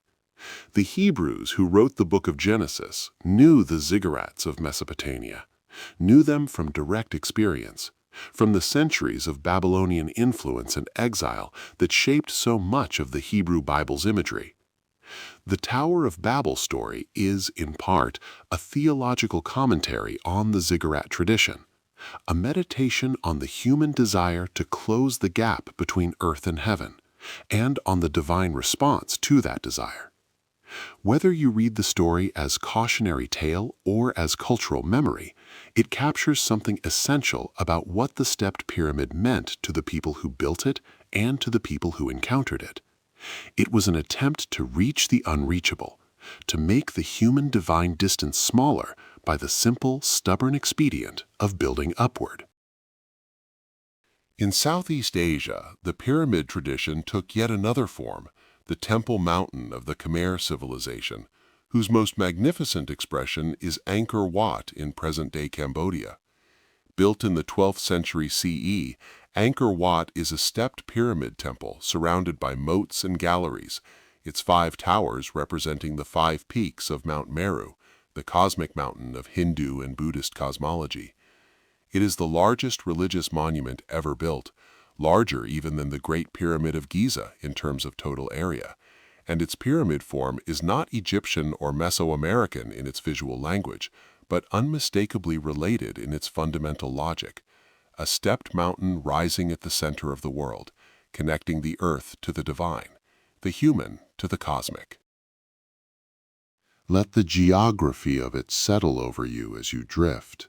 The flat plain of ancient Sumer, the ziggurat of rising from the flatness like the memory of a mountain, its terraces glowing in the evening light, the moon god Nana in his temple at the summit looking out over the city that was his household. And then, thousands of miles to the east, the jungle of Cambodia, the towers of Angkor Wat rising above the moat, their reflections perfect in the still water, Mount Meru made in sandstone in the middle of the tropical forest. And then, further east still, the pyramidal burial mounds of ancient China, the tombs of the Han emperors rising from the flat plains of Shanxi, earthen pyramids invisible under centuries of accumulated soil, their pyramid form hidden but present, the same reaching upward expressed in a different material with different intentions. Why that shape? Because every flat place needs a mountain. Because every civilization that builds its life on a plain and looks up at the sky and feels the presence of something above carries within it the memory of mountains and the desire to recreate them where they do not exist. The pyramid is the flat world's answer to the mountain, the shape that flat land builds when it needs a high place, when the theology demands an elevation that the geography does not provide. From to Babylon to Angkor, from the flat plains of Mesopotamia to the jungles of Cambodia to the river valleys of ancient China, civilizations on flat ground looked at what was missing from their horizons and decided to build it, not because they had consulted each other, but because the need was the same, and the answer, when you think about it carefully enough in the right kind of silence, is always the same shape. By now, the pyramid has become familiar, a shape we have held in our minds from many angles, in many lights, in many different cultural contexts. We have stood in the Egyptian desert and climbed the Maya staircase and looked out from the ziggurat over the flat Mesopotamian plain. We think we know where pyramids are. Egypt, of course, Mexico and Central America, Mesopotamia, and yet the shape keeps appearing in places that the standard story of pyramids rarely mentions, in cultures that the tourist brochures and the history textbooks tend to leave out. Tonight we are going to visit some of those places, the pyramids in the margins, the pyramids you don't expect, and find that the shape was, if anything, even more widely distributed across the human world than we have so far acknowledged. Nubia is the first stop. South of Egypt, along the Upper Nile, in what is now Sudan, the ancient kingdom of Kush, a civilization deeply influenced by Egypt but fully itself, with its own kings and its own gods and its own version of every Egyptian institution, built pyramids, lots of them, more than 200 in fact, more pyramids than Egypt itself. The Nubian pyramids are different from their Egyptian counterparts in ways that are immediately visible. They are steeper, narrower, with angles closer to 70 degrees rather than the 52 of the Great Pyramid. They are smaller in base but tall relative to their footprint, rising sharply rather than spreading broadly. They cluster together at sites like Meroe and Nuri and El Kuru, fields of pointed stone triangles rising from the desert in numbers that make the three pyramids of Giza look like a modest beginning. The Nubian rulers who built these pyramids were conscious inheritors of the Egyptian tradition, and at one point, around 750 BCE, the Kushite kings actually conquered Egypt and ruled it as pharaohs. the 25th dynasty, building their own pyramids while also restoring and maintaining the Egyptian ones. They took the form, adapted it to their own aesthetic preferences and their own theological needs, and produced something that is unmistakably a pyramid and unmistakably not Egyptian. The shape traveled south along the Nile, changed in the traveling, and became something new without ceasing to be what it was. This is how ideas move through history, not as perfect copies, but as variations, each generation's version bearing the family resemblance of the original while expressing something specific to its own time and place. Further afield, the pyramid shape appears in contexts that seem at first almost impossible. In the Canary Islands, off the northwest coast of Africa, there are stepped pyramids at a site called Guimar on the island of Tenerife. 6 terraced structures built of lava stone, their orientation aligned to the summer solstice sunrise, their construction careful and deliberate. The question of who built them and when remains somewhat contested. Some researchers argue they are relatively recent agricultural structures. Others point to their astronomical alignments and their similarity to pyramidal structures across the Atlantic as evidence of something more ancient and more deliberate. The Canary Islands sit at the intersection of Atlantic currents that flow both toward the Americas and back again, which has made them a persistent focus of theories about pre-Columbian contact between the Old and New Worlds. In Europe, earthen burial mounds with pyramidal profiles appear across a wide geographic range, from the long barrows of Neolithic Britain to the tumuli of the Etruscans in Italy, to the burial mounds of the Scythian peoples of the Eurasian steppe.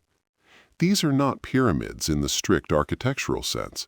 They are rounded or elongated rather than precisely faceted, but they participate in the same fundamental logic.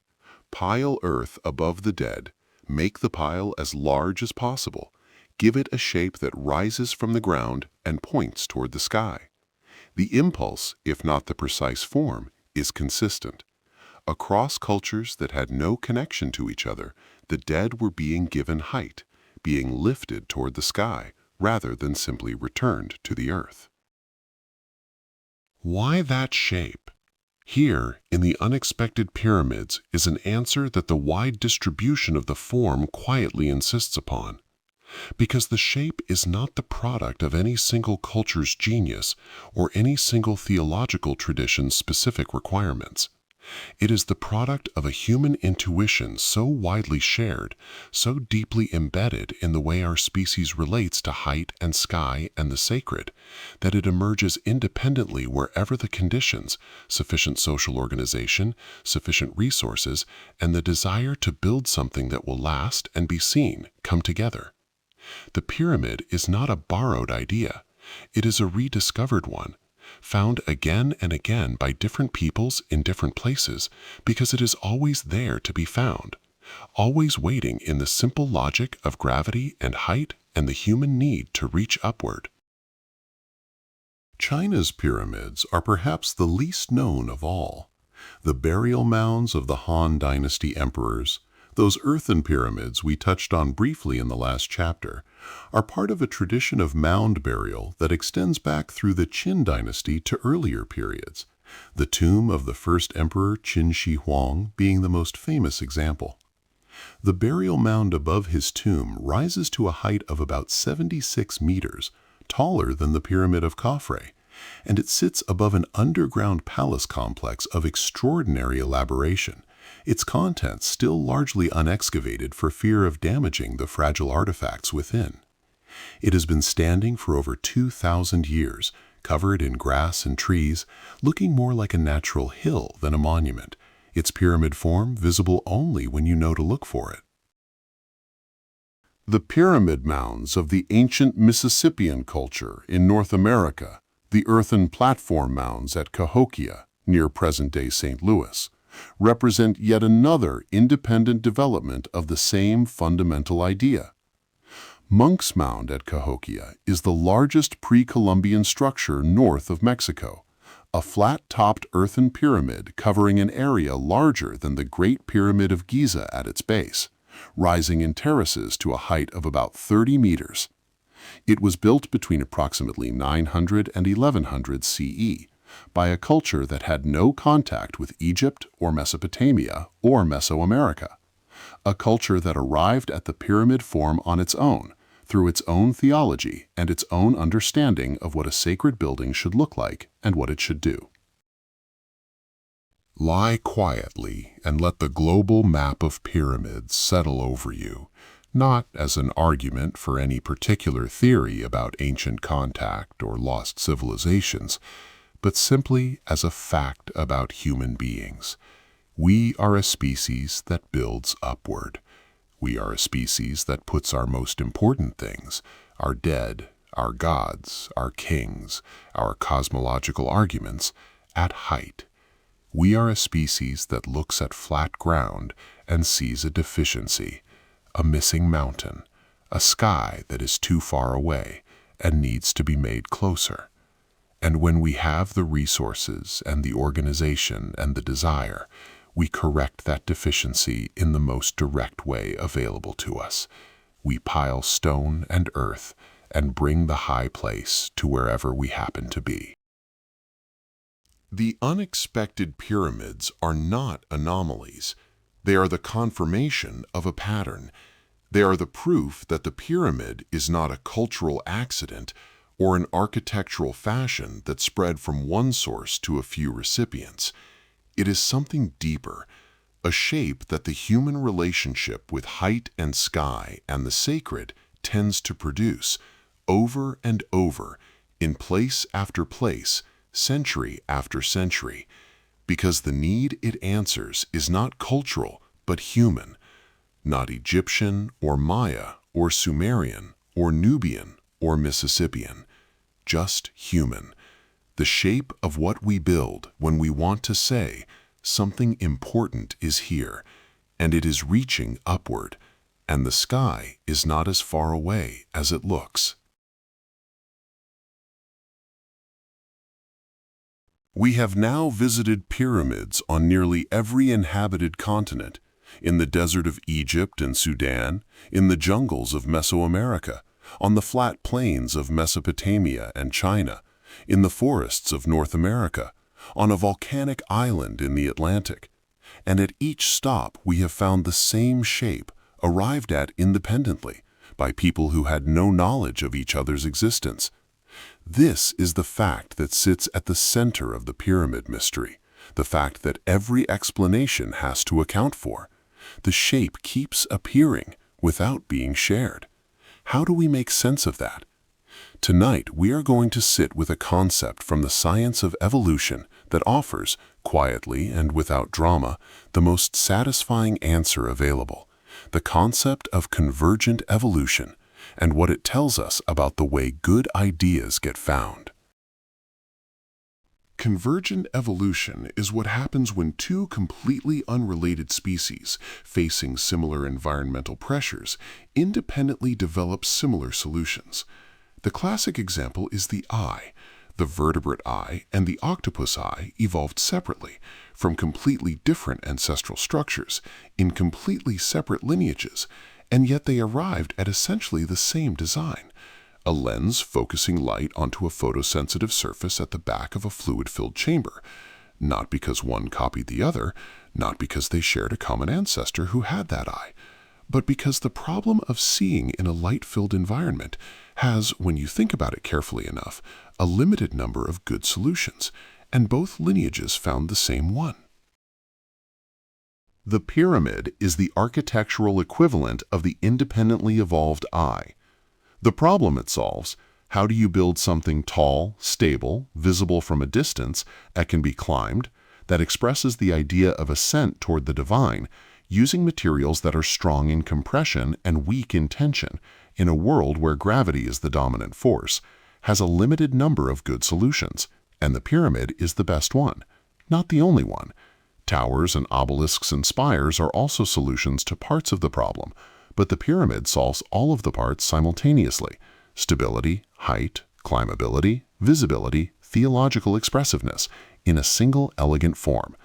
When different civilizations faced the same combination of problems, they found the same answer, not because they communicated, because the answer was always there. The technical pressures that converge on the pyramid form are real and measurable. Stone is strong in compression and weak in tension. We established this in Chapter 3. A tall stone structure must therefore be built in a way that keeps its stones in compression. The pyramid does this perfectly. The organizational pressures are also real. A large building project needs a form that can be built incrementally, in stages, by rotating workforces over extended periods. The pyramid accommodates this perfectly, each level completable before the next begins. The theological pressures, the need to express height, ascent, and the relationship between earth and sky are also real, and the pyramid satisfies them more efficiently than any alternative. 3 different categories of pressure, all pointing to the same form.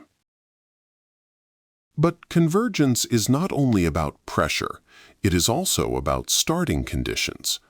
Every human civilization begins with certain shared experiences: gravity, light, mountains, the sky, the difference between up and down, the association of height with visibility and safety and the divine. These shared starting conditions mean that when different civilizations begin asking similar questions, how do we honor our dead? How do we reach our gods? How do we build something that will last?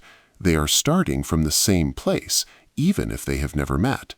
The pyramid emerges from those shared starting conditions, the way a river emerges from rainfall, not because someone planned it, but because the landscape of human experience channels thought in certain directions more naturally than others.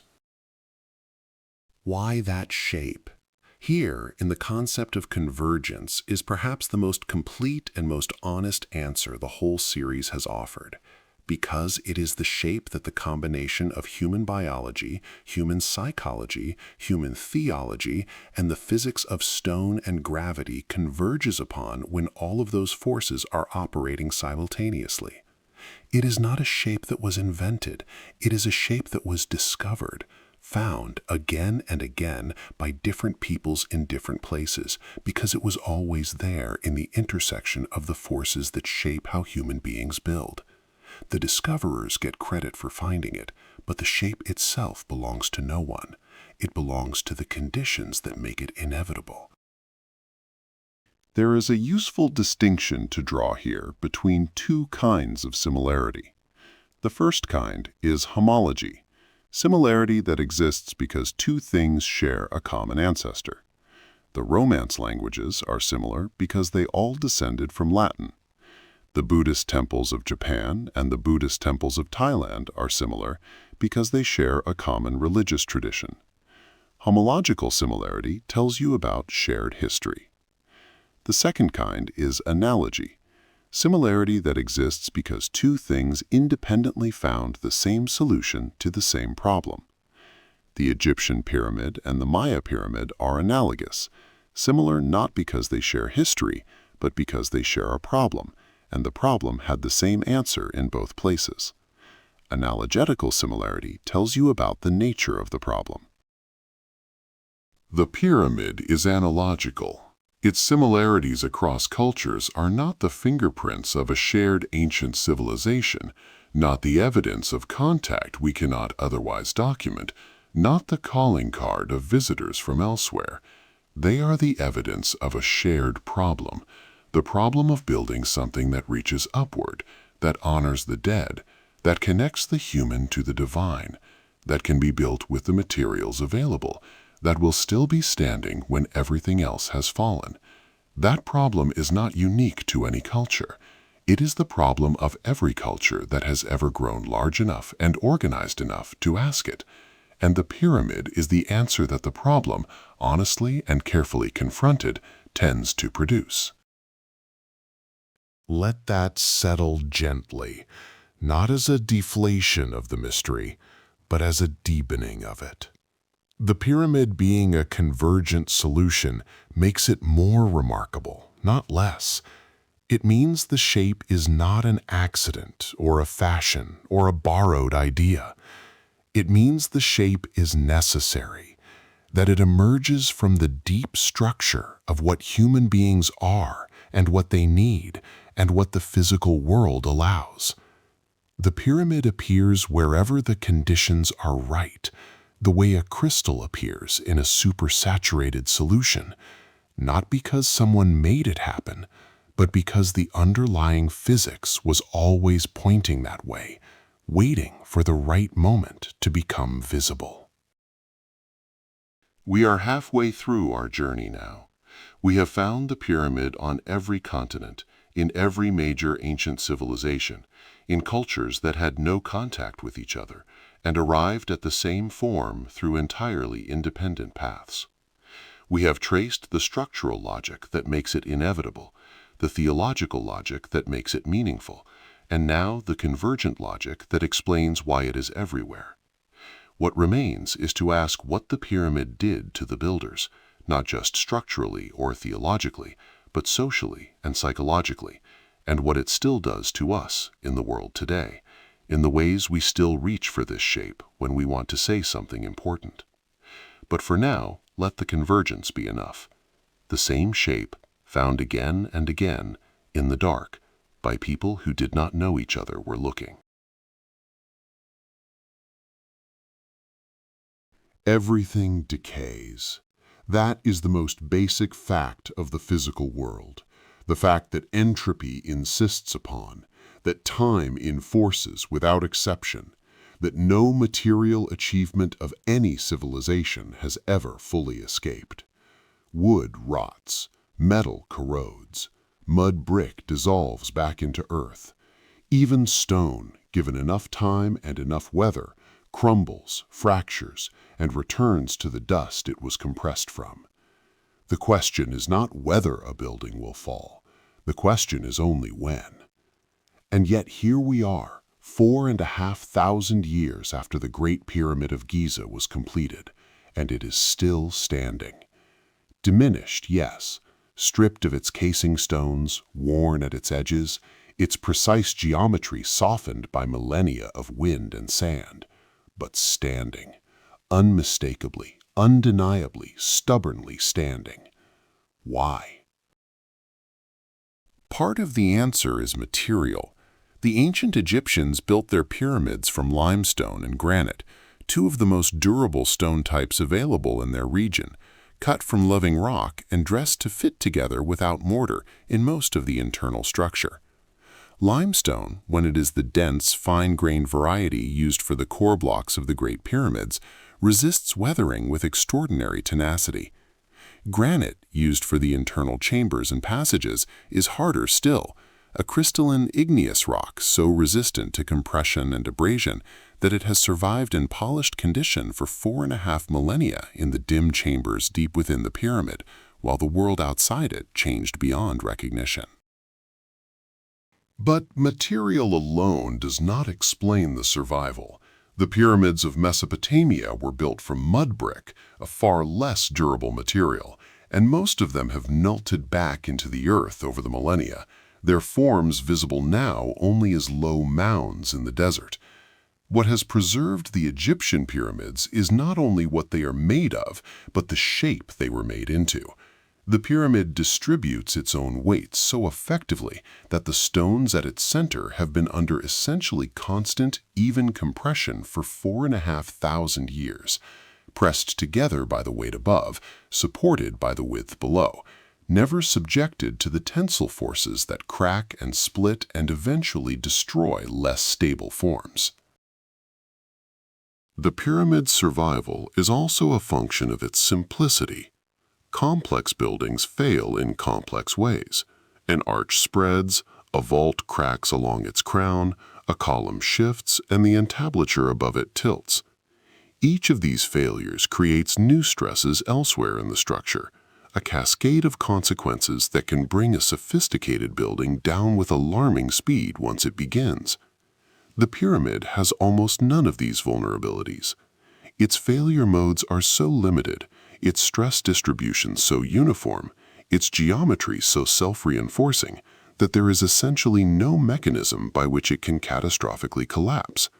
It can be eroded, it can be stripped, it can be quarried for its materials, but it cannot fall down because there is nothing in its structure that is holding itself up by anything other than sheer mass and geometry. The casing stones are worth a moment's attention here, not for their loss, but for what their loss reveals. The Great Pyramid was originally covered in polished white Tura limestone casing stones, fitted with extraordinary precision, their outer surfaces ground smooth and angled to the precise slope of the pyramid's face. Over the centuries following the Arab conquest of Egypt in the 7th century CE, these casing stones were systematically removed, used as building material for mosques and palaces and bridges in Cairo. The casing is gone, and the pyramid is still standing. The survival of the core without the casing is itself a demonstration of the structural principle.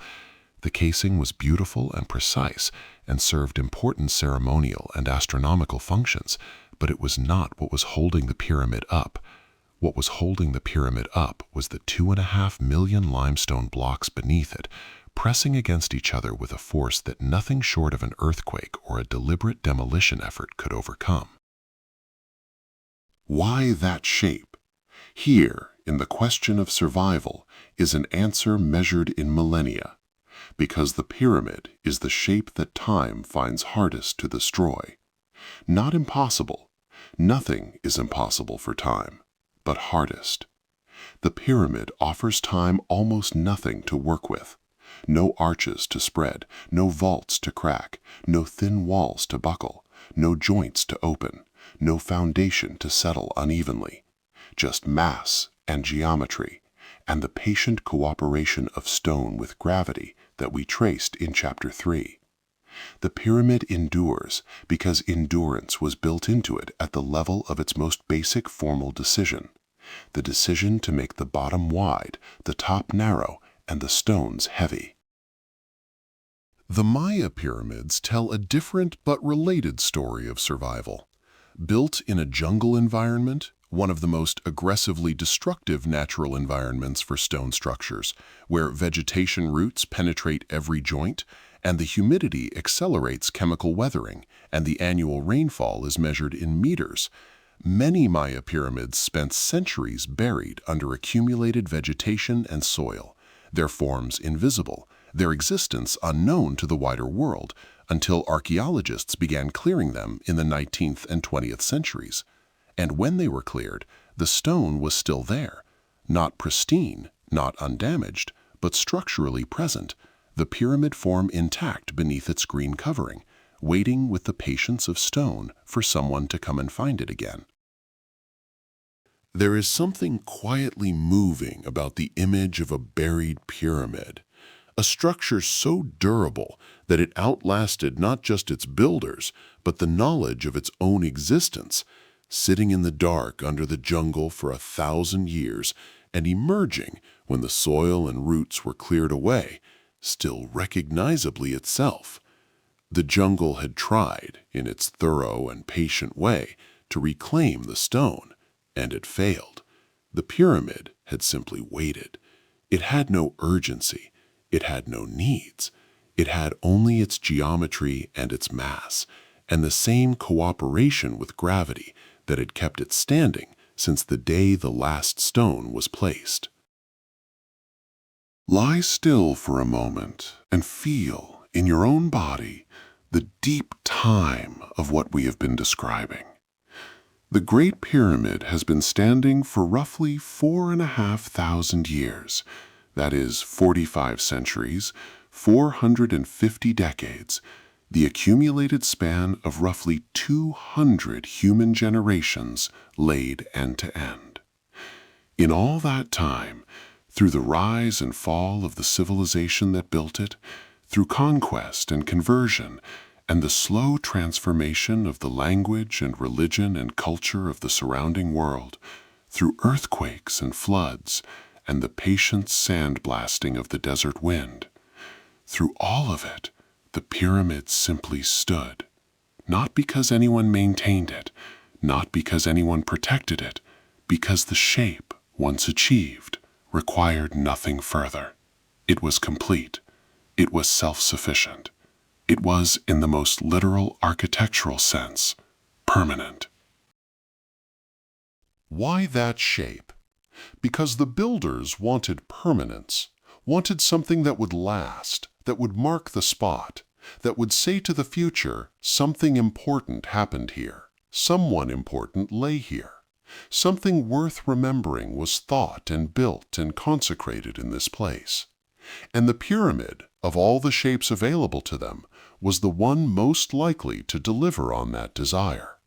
Not forever, nothing is forever, but longer than anything else they could build, longer than any wood or mud brick or woven reed, longer than any arch or column or vault, longer, it turns out, than almost anything else human beings have ever made.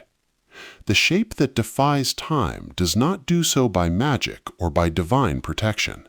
It does so by geometry, by the simple, elegant, patient decision to put the most weight at the bottom and let gravity do the rest. We have spent most of our time with the pyramid as a theological object, a sacred mountain, a cosmic axis, a machine for connecting the human world to the divine one. And that dimension is real and important and worth every chapter we have given it. But tonight we are going to sit with a different dimension, one that was always present alongside the theological one, sometimes inseparable from it, sometimes in quiet tension with it. The pyramid was not only a statement about gods and death and the sky. It was a statement about power, about who had it, how much they had, and what they were willing to do to demonstrate it.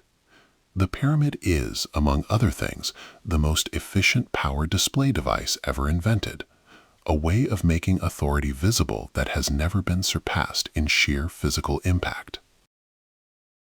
Consider the arithmetic of the Great Pyramid of Giza. Approximately 2.5 million stone blocks, average weight of roughly 2.5 tons each.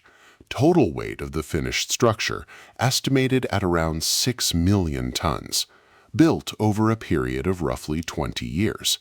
That means, on average, the equivalent of one block placed every 2 minutes, around the clock for 2 decades. An organizational achievement so staggering that it staggers still 4,500 years later, even when you know how it was done. The Great Pyramid is not just a tomb or a theological instrument. It is a demonstration, a proof made in stone that the person who ordered it built commanded resources and organizational capacity on a scale that no individual could challenge and no rival could match. This is power made visible in the most literal possible sense. You cannot look at the Great Pyramid and doubt that the person who built it was, in some meaningful sense, the most powerful person in the world at the time of its construction. Not because power is measured in stones, but because the ability to move that many stones, to feed and house and organize and supply the workforce, to quarry and transport and dress and place the material, to maintain the project across 2 decades through the administrative complexities of a state the size of Egypt, is itself a demonstration of organizational mastery that is indistinguishable from power. The pyramid does not symbolize power. It is power, crystallized in limestone, visible from miles away. The Maya rulers who built their stepped pyramids understood this with equal clarity. The height of a ruler's pyramid temple was not determined solely by theological necessity. It was also determined by competitive logic. A taller temple meant a more powerful king, a more favored city, a more significant place in the cosmological order. When a new ruler came to power, one of his first priorities was often to build a larger pyramid than his predecessor, sometimes literally building over the existing structure, encasing the old pyramid inside the new one, like a set of nested stones. Archaeologists excavating Maya pyramids have found, in many cases, multiple earlier pyramids inside the outermost one, Each ruler's statement of power wrapped around the previous one, the pyramid growing with each generation of ambition. The relationship between pyramid building and political authority was not simply that powerful rulers built pyramids. It was more circular and more interesting than that. Pyramid building also created and consolidated power. The logistics of organizing a major construction project, feeding thousands of workers, managing materials from distant sources, coordinating the work of specialists and generalists, maintaining the project across years and decades, required the development of administrative systems, record-keeping practices, and chains of command that, once developed for the pyramid, became the infrastructure of the state. The pyramid built the bureaucracy. The bureaucracy built the state. The state built more pyramids, round and round, each revolution producing a more sophisticated and more powerful political entity than the one before. Why that shape? Here, in the politics of pyramid building, is an answer rooted in visibility, because the pyramid is the shape that can be seen from the greatest distance with the least ambiguity. A tower can be seen from far away, but a tower is fragile and its purpose is unclear. A wall can project power, but a wall is linear and its scale is hard to read at distance. The pyramid is unambiguous. It is large, it is three-dimensional, it reads from every angle and every distance as a single coherent statement of scale and permanence. You cannot see a pyramid and mistake it for a natural feature of the landscape, or fail to understand that it required enormous resources to produce. The message is built into the geometry. The power is in the shape. There is also the question of durability as a political statement. A wooden palace, however grand, will rot within a few generations. A mud brick administrative center will dissolve within centuries. But a stone pyramid will stand for millennia, will stand, in fact, long after the dynasty that built it has been forgotten, long after the language it was built in has ceased to be spoken, long after every person who participated in its construction has returned to dust. The pyramid as power display has a time horizon that no other political statement can match. When a pharaoh commissioned a pyramid, he was not just demonstrating power to his contemporaries, he was demonstrating it to the future, to every generation that would ever see the structure on the horizon and understand without needing to be told that whoever built that was not someone to be trifled with. The spectacle dimension of pyramid building is worth its own moment of attention. The construction of a major pyramid was not a hidden or private event. It was, for the society that undertook it, the defining public spectacle of its era. The ramps rising against the growing structure, the sound of stone on stone echoing across the plateau, the visible daily progress of a project that the entire surrounding population could watch and track and talk about.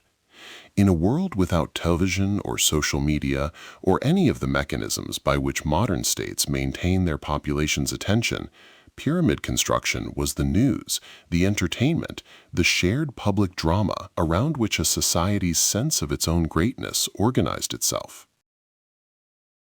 Lie quietly and let the political dimension of the pyramid settle alongside the theological one, not replacing it, but sitting with it, the two dimensions together producing something more complex and more human than either alone. A pharaoh who built a pyramid was simultaneously making a theological argument about the divine order of the universe and a political argument about where he stood in that order. He was providing his people with a shared project and a shared story and a shared object of pride. He was demonstrating to his neighbors and his rivals that the Egyptian state was a force of organizational and material capacity beyond anything they could challenge. And he was leaving, in stone, a message to the future that required no translation. We were here, we were powerful, we built this, and it will outlast everything you know. Why that shape? Because power, to be effective, must be visible. Because authority, to be respected, must be legible, readable from a distance, without explanation. Because the pyramid, more than any other shape in the history of human construction, achieves both of these things simultaneously, in a form so durable that the visibility and the legibility persist, not just for a lifetime or a dynasty, but for civilization lengths of time. The pyramid is the shape of power that refuses to be forgotten, the shape of ambition that outlasts the ambitious, the shape of authority made so permanent that even the collapse of the civilization that created it cannot entirely dissolve the statement it was making. 4,500 years later, the statement is still being made. You can see it on the horizon, in the desert, in the morning light. Still there, still large, still unmistakable. We have spent considerable time looking at pyramids from the outside, from the perspective of the rulers who commissioned them, the gods they were built for, the political and theological arguments they were making to the world. Tonight we turn inward, toward a quieter and more intimate question. What did building a pyramid do to the people who built it? Not to the pharaoh, not to the state, not to the civilization in its grand historical arc, but to the individual human beings who rose before dawn, ate that bread, picked up their tools, and spent their days moving stone on the plateau above the Nile. What did the pyramid do to them? What did it leave inside them when they went home? The first thing it did, almost certainly, was give them a story. Not a small story, not the story of a day's work or a season's labor, but the largest story available in their world. In a civilization without mass media, without global communication, without the endless supply of narratives that modern life provides, the pyramid was the story. It was the thing that everyone in Egypt knew about, talked about, oriented their sense of the present moment around. To have worked on it, to have touched its stones with your own hands, to have contributed your strength to its rising, was to have been inside the most important story of your era. That is not a small thing. That is, for many people in many times and places, the thing a life is made of. The graffiti we visited briefly in Chapter 7 deserves a longer look here. The work gangs who built the pyramids named themselves Friends of Khufu, Drunkards of Menkaure, and painted those names on the stones before they were covered by the next course. These names are not the marks of people who felt invisible or used. They are the marks of people who felt they belonged to something, who wanted to be recorded as part of it, who had enough pride in their work and their group to leave a signature in a place no one would see for 4,000 years. The pyramid gave them an identity, not just as individual workers, but as a team, a crew, a group with a name and a shared project and a claim on the monument they were building. The physical transformation must also have been real and lasting. The men who built the Great Pyramid were, by the evidence of their skeletons, people of considerable physical capability, heavily muscled, dense-boned, shaped by the demands of the work in ways that would have been visible to anyone who saw them. But the transformation was not only physical. There is a particular kind of competence, a quiet, settled confidence, that comes from having done something genuinely difficult, from having mastered a skill that most people will never acquire, from having participated in a project whose scale exceeds ordinary comprehension. The pyramid builders had that. They had earned it. The work gave it to them, and they carried it home. The community dimension of pyramid building deserves particular attention. The workers' village at Giza was not simply a dormitory, it was a functioning community with its own social hierarchy, its own communal spaces, its own rituals and routines. Men from different villages and different provinces of Egypt who would never otherwise have met were brought together by the pyramid project and organized into working relationships that lasted months and years. The pyramid was, in this sense, a social technology as well as an architectural one, a mechanism for mixing the population, breaking down the provincial isolation that was the default condition of agricultural life, creating connections between people who would carry those connections home with them when the inundation season ended and they returned to their fields. Why that shape? Here, in the social life of the builders, is an answer that belongs to community rather than theology or physics. Because a pyramid, by its nature, its scale, its duration, is exactly the right kind of project for building the social bonds that a civilization needs. It is too large for any individual. It is too complex for any single community. It requires the sustained cooperation of thousands of people for years and decades, which means it requires trust, communication, shared identity, and the development of the social technologies, hierarchy, specialization, coordination, collective pride that a complex society runs on. The pyramid built Egypt as much as Egypt built the pyramid. There is a concept in psychology, sometimes called the IKEA effect, the tendency for people to value things more highly when they have participated in making them, even partially, even in small ways. The name comes from the mild but real satisfaction of assembling flat-pack furniture, but the underlying phenomenon is ancient and deep. We love what we have made. We feel ownership over what our hands have touched and our effort has shaped. The pyramid workers who painted their gang names on hidden stones were not making a rational calculation about legacy. They were doing what human beings do when they have invested themselves in something. They were claiming it, marking it as theirs, feeling the particular warmth of connection to a thing that their labor had helped to bring into existence. The generations that followed the builders inherited something too. Children who grew up in the villages along the Nile, within sight of the pyramids that their fathers and grandfathers had helped to build, grew up with a particular relationship to those structures, not as tourist attractions, not as archaeological curiosities, but as personal monuments, as the physical residue of family stories passed down through the years. My grandfather moved those stones. My father's father ate bread baked in those bakeries, slept in those dormitories, put his hands on those blocks. The pyramid was not just a national monument, it was a family one, an ancestral presence in the landscape, carrying the labor of known individuals who had names and faces in the family memory. Lie quietly now and follow the thought to its end. The pyramid that stands on the Giza Plateau tonight, the one that has been standing there for 4,500 years, that has outlasted every dynasty and every empire and every language that has existed since it was built, carries within its stones the physical effort of human beings whose names we will never know. Their strength is in there.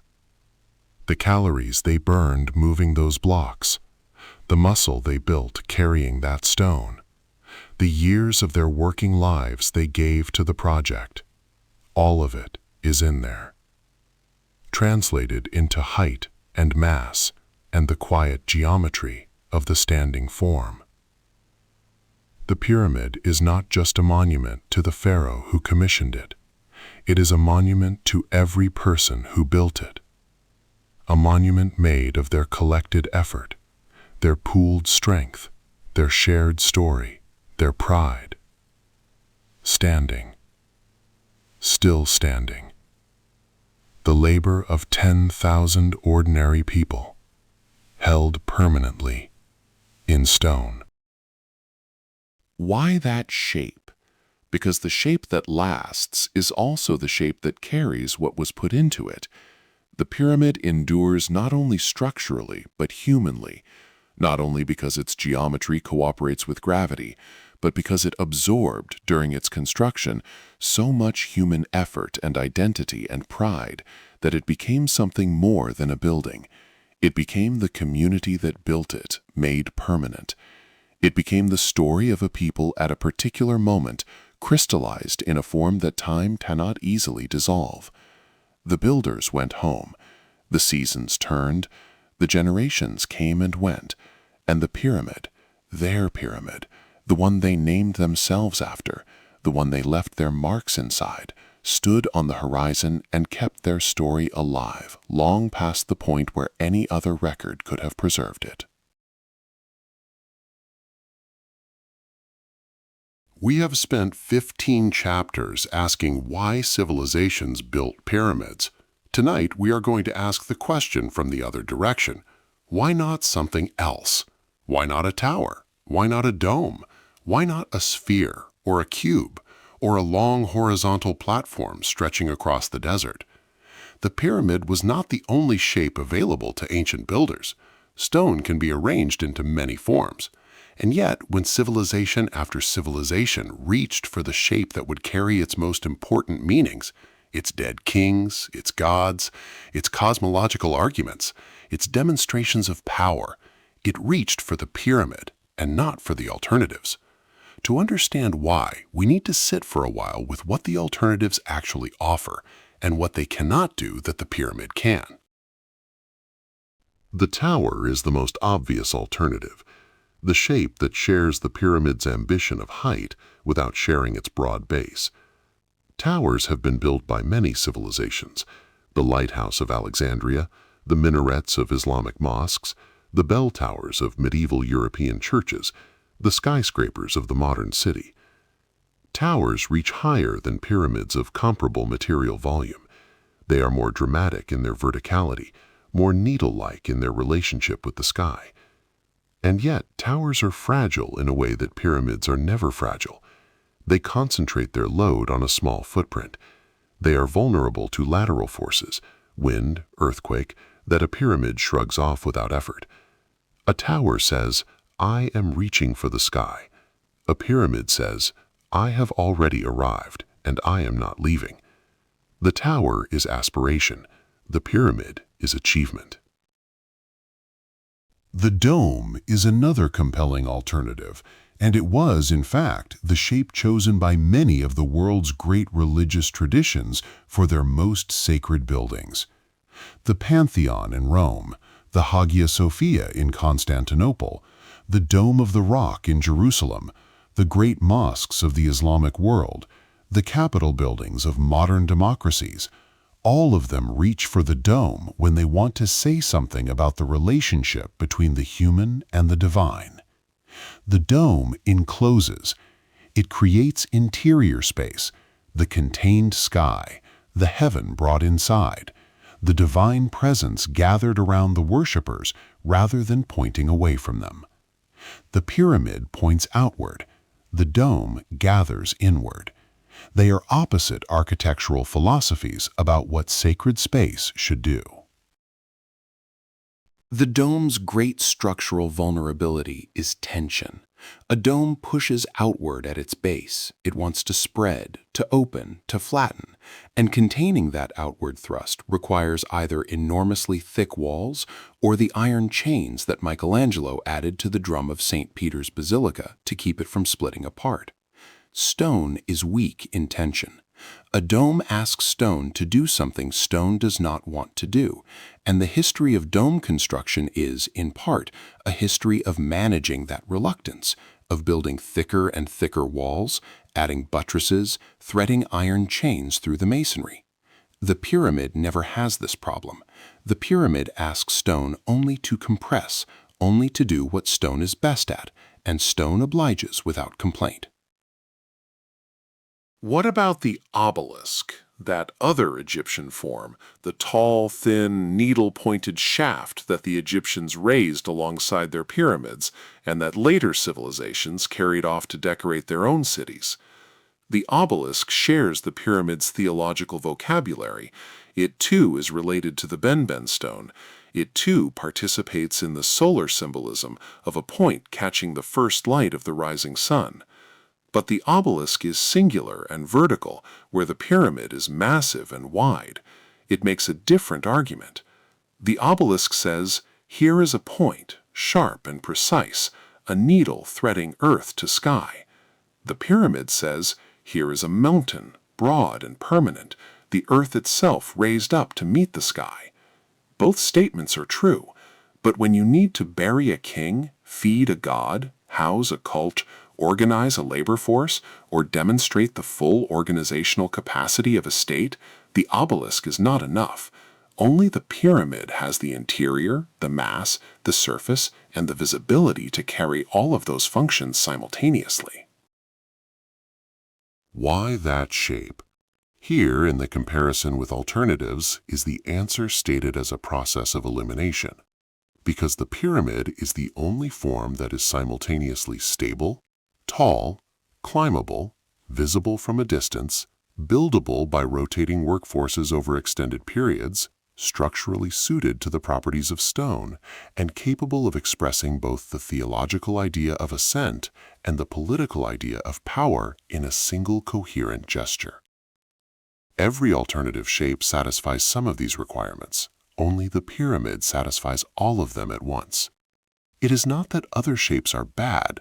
It is that the pyramid is, for this particular combination of needs, uniquely good.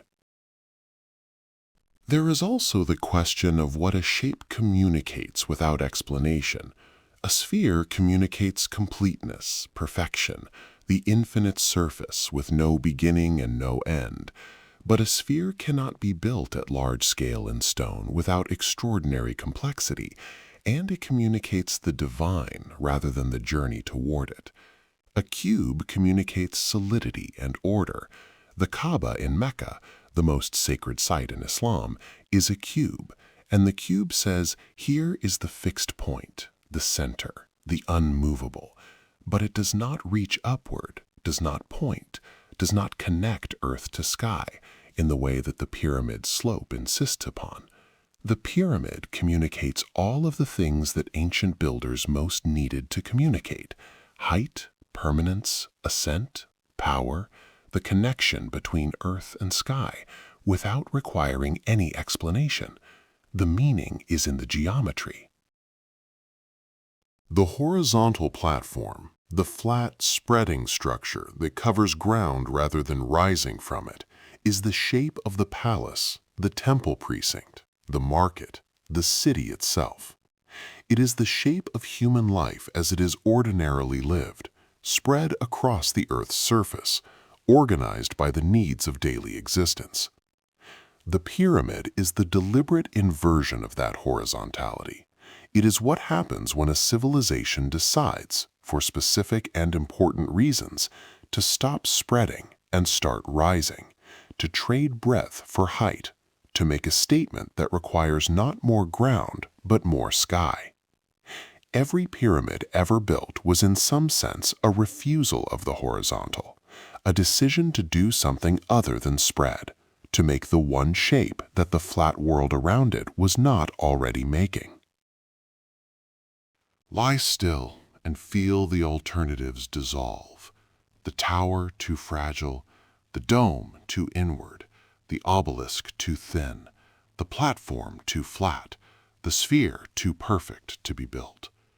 Feel the pyramid settle back into place as the shape that remains when all the others have been considered and set aside, not by a committee making a design decision, but by the deep logic of what stone can do and what theology needs and what power requires, and what the human relationship with height and sky and the sacred has always been pointing toward. The pyramid is not the default shape, it is the convergent shape, the one that the forces operating on ancient builders, when they all pushed in the same direction at the same time, tended to produce. Why not other shapes? Because the others could not carry the full weight of what was being asked. Not the physical weight, though the pyramid carries that better than any alternative, but the other weight, the theological weight of the cosmic mountain, the political weight of displayed power, the social weight of a shared project, the psychological weight of the human desire for permanence in an impermanent world. The pyramid carries all of it, in a single form, with a simplicity that makes the carrying look effortless. The other shapes each carry part of it. The pyramid carries all of it. That is why not other shapes. That is why, again and again and again, this shape, the one that can hold everything, the one that is still standing.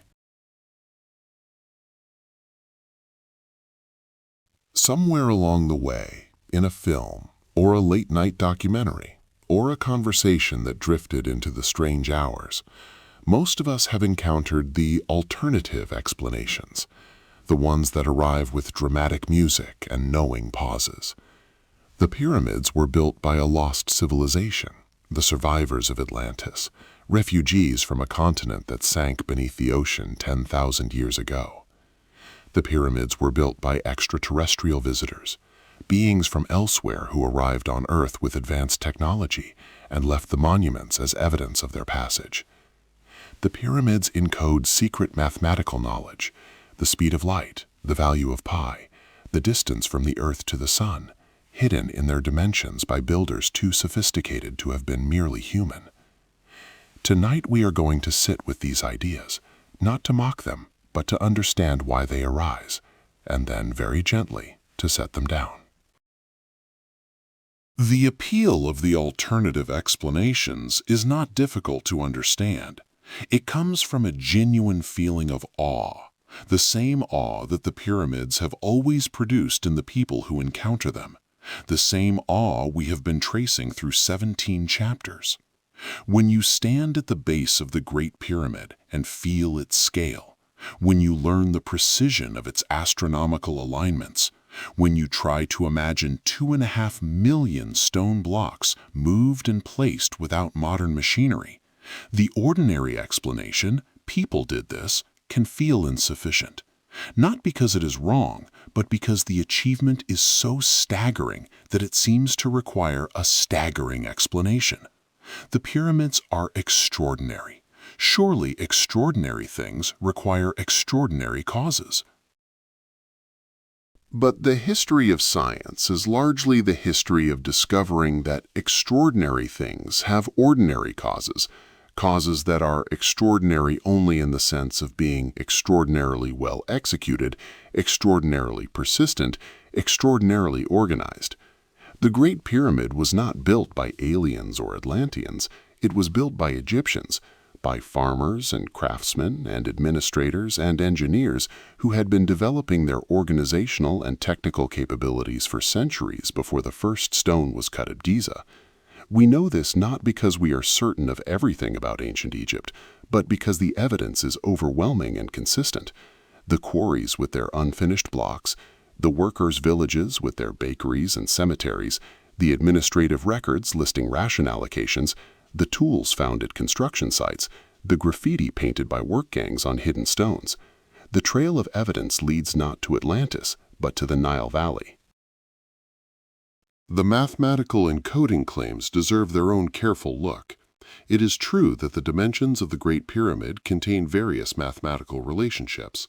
The ratio of its perimeter to its height approximates 2 pi. The ratio of its base to its height approximates the golden ratio. Its slope angle encodes various trigonometric relationships. These facts are real, and they are interesting, but they require context to be meaningful. The Great Pyramid was designed using a unit of measurement called the royal cubit and a slope ratio called the secant, a practical construction tool that expressed the pyramid's angle as so many palms of horizontal run per cubit of vertical rise. When you build a large structure using consistent units and consistent ratios, mathematical relationships emerge as a natural consequence of the geometry. You do not need to intend pi to produce a structure whose dimensions approximate it. You need only to build consistently and precisely.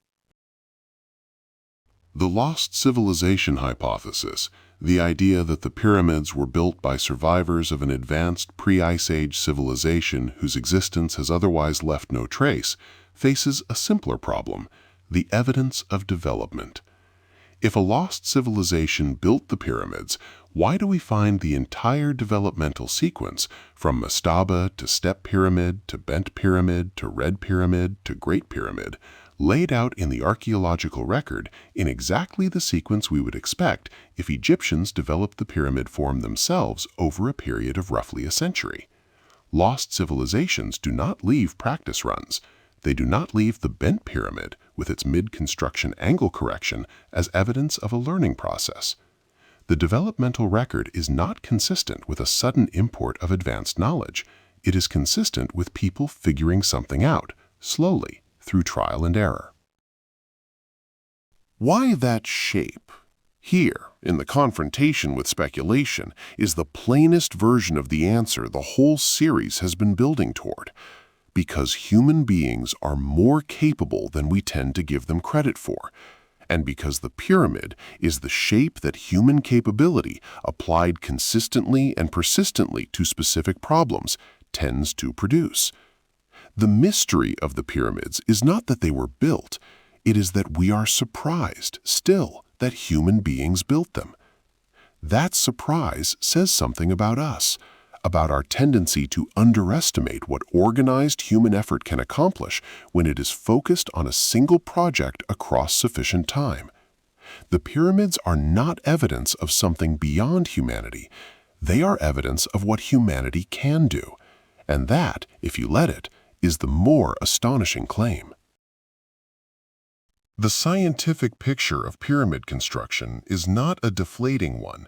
It is a picture of extraordinary human achievement, of surveying techniques sophisticated enough to align a 13-acre base to the cardinal points within a fraction of a degree, of logistics systems capable of feeding and supplying tens of thousands of workers across decades, of stone cutting and transport methods so effective that blocks weighing tons were moved across desert and river and placed with millimeter precision.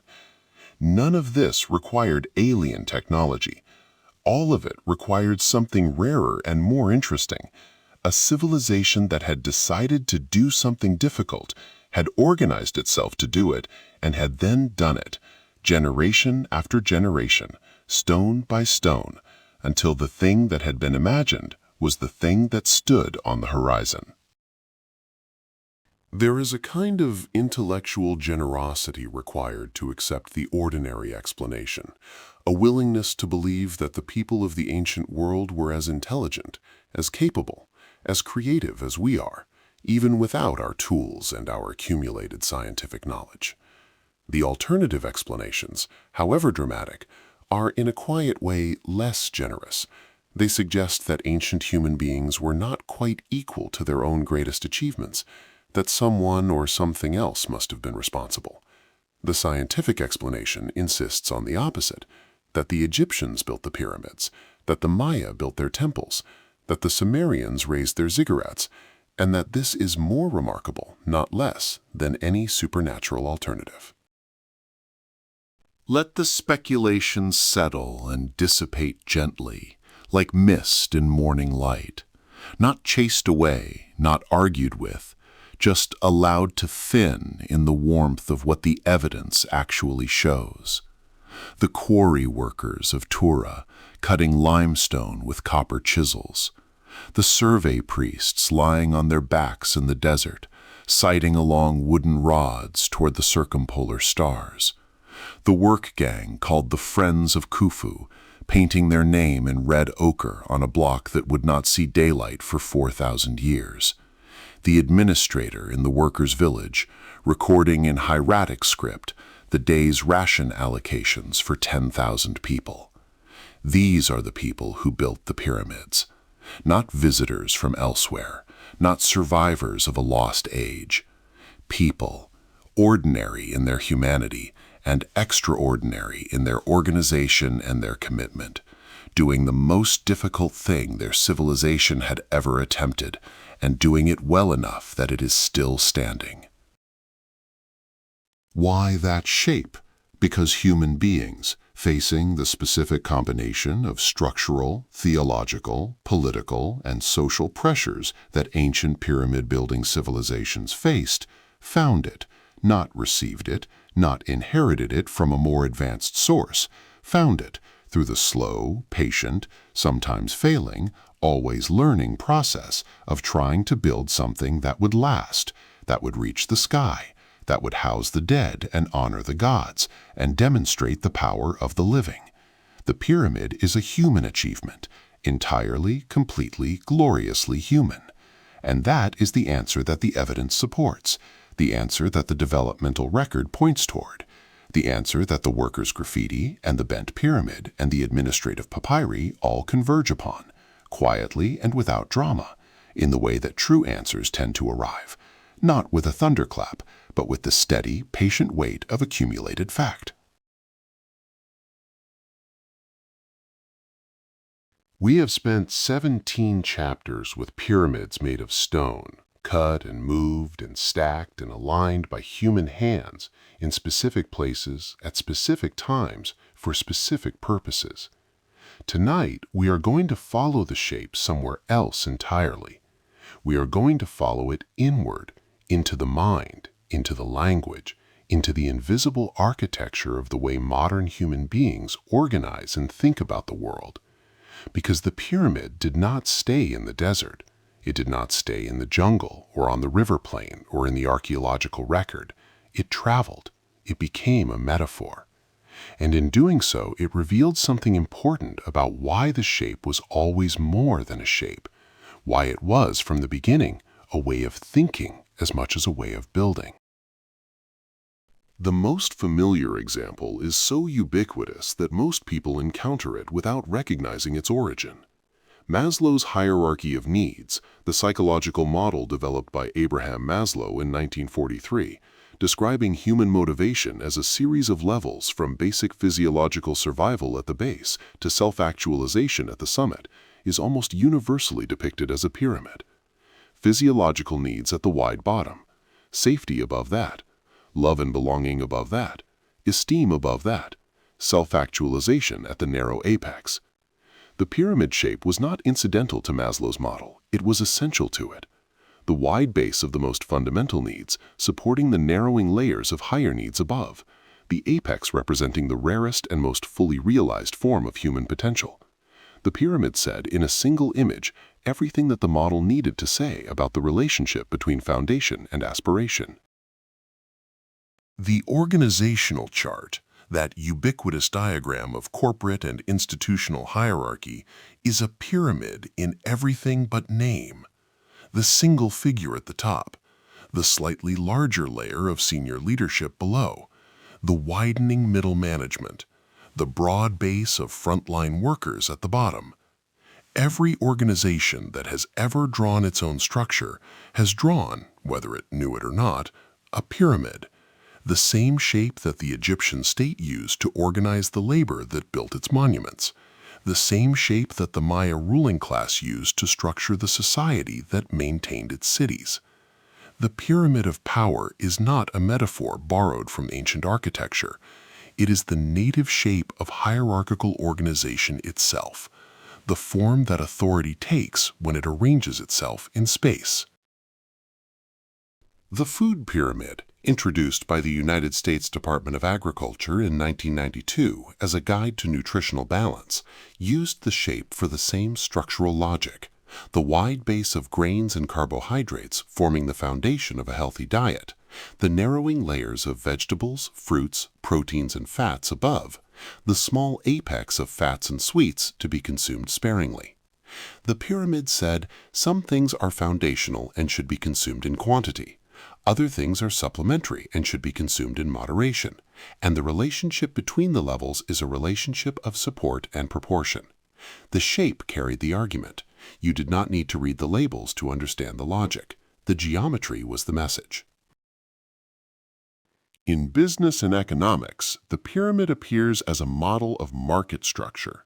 The mass market at the base, the premium market in the middle, the luxury market at the narrow apex. It appears in the concept of the sales funnel, wide at the top where awareness is broad, narrowing through consideration and preference and intent to the small point of actual purchase. It appears in investment risk models, safe, low-yield assets at the base, increasingly risky and potentially rewarding assets as you move toward the apex. In each case, the pyramid is doing the same structural work it always did, expressing a relationship between a broad, stable foundation and a narrow, elevated summit, between the many and the few, between the common and the exceptional. Why that shape? Here, in the metaphorical life of the pyramid, is an answer that belongs to cognition rather than architecture, because the pyramid is the shape that human minds reach for when they need to express hierarchical relationships, relationships in which some things are more fundamental than others, some things are rarer than others, some things support others while being supported themselves. These relationships are not uniquely human. They appear in ecology, in physics, in the structure of the cosmos itself, where energy becomes less available at each step up the food chain, where matter is organized from the common hydrogen at the base to the rare heavy elements at the apex of the periodic table. The pyramid is not just an architectural form, it is the shape of many things, and the human mind recognizes that. The pyramid as metaphor for top-down power is so deeply embedded in modern consciousness that we use it without thinking. We talk about the top of organizations and the bottom of the food chain and the peak of achievement and the base of operations. All of these spatial metaphors drawing on the same fundamental pyramid logic without ever naming it. When we say someone has reached the top, we are imagining a pyramid. When we say someone is working their way up, we are imagining a pyramid. When we say the foundation of a good life, or the pinnacle of success, or the apex of a career, the pyramid is there, silent and structural, organizing our spatial imagination of hierarchy and aspiration, and the relationship between the common and the exceptional. There is something worth noticing here about the direction of the pyramid's metaphorical charge. In almost every modern use of the pyramid as metaphor, the top is the goal, the place of greatest achievement, greatest rarity, greatest power, self-actualization, the C-suite, the luxury tier, the peak of performance. The pyramid points upward, and we follow the point with our eyes and our ambitions, the wide base of the ordinary providing the foundation from which the narrow apex of the exceptional rises. This is not culturally neutral. It is the same theological and political logic that the ancient builders encoded in stone. Up is better, up is sacred, up is where the important things are, translated from the desert and the jungle into the organizational chart and the motivational poster and the nutritional guideline. Lie quietly and notice, for a moment, how many pyramids exist in your mind right now. Not stone ones, but conceptual ones. The hierarchy of your workplace or your family or your social world, arranged implicitly from most to least powerful as you move from base to apex. The hierarchy of your own needs and desires, some of them foundational and constantly present, others more elevated and less urgent. The hierarchy of your ambitions, the broad base of what you do every day, supporting the narrower layers of what you are working toward, the apex of what you most want to achieve. The pyramid is inside you. It has always been inside you. The ancient builders did not put it there. They found it there, the same place you found it, in the deep structure of how a mind that evolved in a world organized by gravity and hierarchy naturally thinks about relationships between things. Why that shape? Because it is not only a shape. It has never been only a shape. From the first mastaba that grew a second level and began reaching upward, the pyramid has been a way of thinking, a model for the relationship between foundation and aspiration, between the many and the few, between the common and the sacred, between the earth and the sky.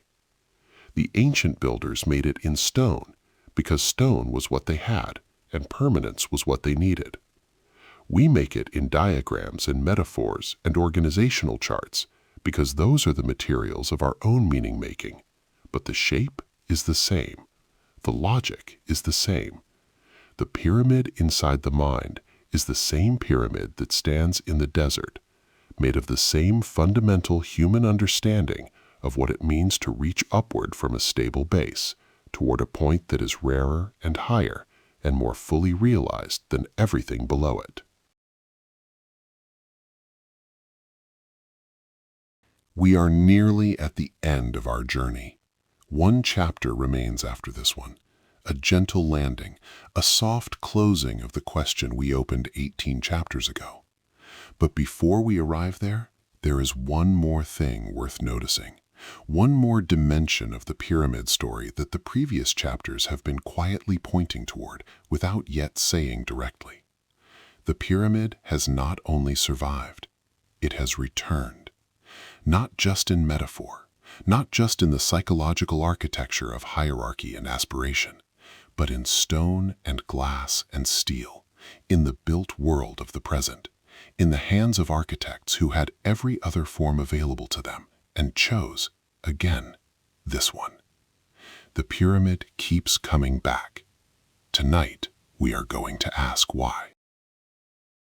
The most famous modern pyramid is almost certainly I.M. Pei's glass pyramid at the entrance to the Louvre in Paris, completed in 1989. When it was announced, the proposal was controversial. A sleek geometric intrusion into the historic courtyard of one of the world's great architectural ensembles, a modern form thrust into a classical setting.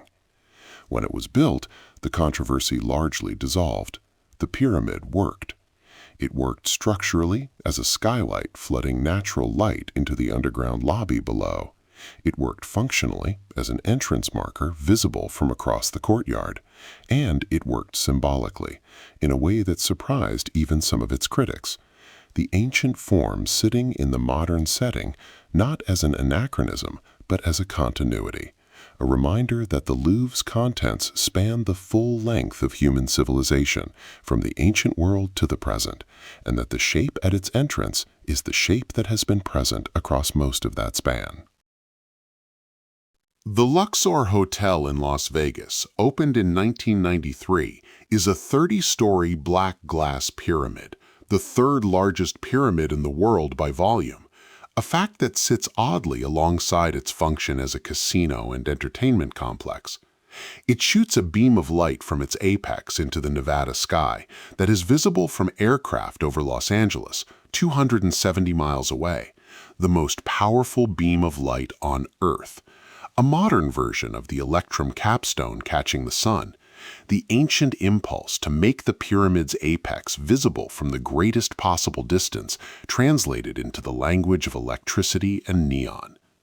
The Luxor pyramid is many things: kitsch, spectacular, commercially motivated, but it is also, underneath all of that, an honest expression of what the pyramid has always done: made itself visible, made its apex the most important point in the landscape, refused to be overlooked. The pyramid inversé, the inverted pyramid that hangs below the Louvre's glass pyramid, pointing downward into the underground shopping mall, is a different and quieter kind of return. The inverted pyramid, balanced on its apex rather than its base, is the pyramid's structural logic reversed, unstable, apparently defying gravity, the wide end up and the narrow end down. It is the pyramid as question rather than answer, the pyramid in the mode of inquiry rather than assertion. That it sits directly below the upright pyramid, the two forms pointing toward each other across the underground atrium, suggests something about the relationship between certainty and doubt, between the answer the ancient builders were making and the questions that the modern world cannot quite stop asking. In memorial architecture, the pyramid has returned with particular frequency and particular feeling. The Vietnam Veterans Memorial in Washington, D.C. is not a pyramid in form, it is a long black wall. But its designer, Maya Lin, has spoken of its V-shape as a kind of unfolded pyramid, the two arms descending into the earth and meeting at the deepest point, the apex inverted and buried.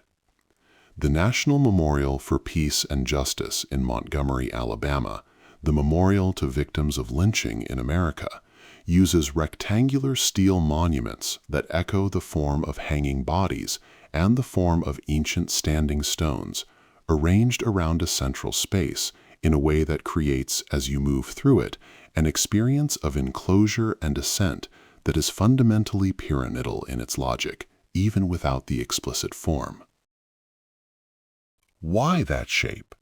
Here, in the modern returns, is an answer that belongs to memory rather than theology or physics, because the pyramid carries, in its geometry, the accumulated weight of every civilization that has ever used it. When unpack placed a glass pyramid in the courtyard of the Louvre, he was not only solving a functional problem, he was invoking the full history of the form, its Egyptian origins, its Mesoamerican expressions, its Mesopotamian echoes, its appearance across 4,000 years of human monument making, and placing that history at the entrance to the institution whose purpose is to hold and display that history. The pyramid was the right shape for the Louvre, not despite its antiquity, but because of it. The pyramid's returns in contemporary architecture tend to cluster around specific building types: museums, memorials, government buildings, corporate headquarters. These are the building types that most need to say something about permanence, about the relationship between the past and the present, about the aspiration to endure beyond the moment. They are, in other words, the same building types that have always reached for the pyramid, the types that need a shape capable of carrying more than function, capable of speaking across time, capable of saying something about where we came from and where we are trying to go. The pyramid keeps returning because the needs that produced it in the first place have not gone away. They have only changed their address. There is a glass pyramid in San Francisco at the top of the Transamerica building, the pointed apex of one of the city's most recognizable skyscrapers. The pyramid form used not as the whole building, but as its termination, the shape that the tower reaches toward as it narrows. There are pyramid-roofed pavilions in botanical gardens and shopping centers and airport terminals across the world, the form appearing wherever a designer needed to say, "This space is special, this space is connected to the sky, this space participates in something larger than its immediate function." The pyramid has become, in the contemporary built environment, the shape of aspiration made architectural, the form you reach for when ordinary forms are not quite enough. Lie still for a moment and think about the pyramids you have seen in your own life, not in Egypt or Mexico or Sudan, but in your own experience of the built world. The triangular roofline of a building that caught your eye, the pointed glass atrium of a hotel or museum, the pyramid-shaped chocolate on a dessert plate, the tent pitched in a campground, its shape the most ancient of shelters, the logo of a company or institution that chose the triangle because it said something about stability and aspiration that no other shape said as efficiently. The pyramid is everywhere once you begin to look for it, not because ancient Egypt has colonized the modern world, but because the shape answers a need that the modern world has not outgrown, the need to build something that points upward and says, "Something important is here, and it is reaching toward the sky." Why does this shape keep returning? Because the forces that produced it have not changed. Gravity still pulls downward. Stone and glass and steel are still strongest in compression. The sky is still above.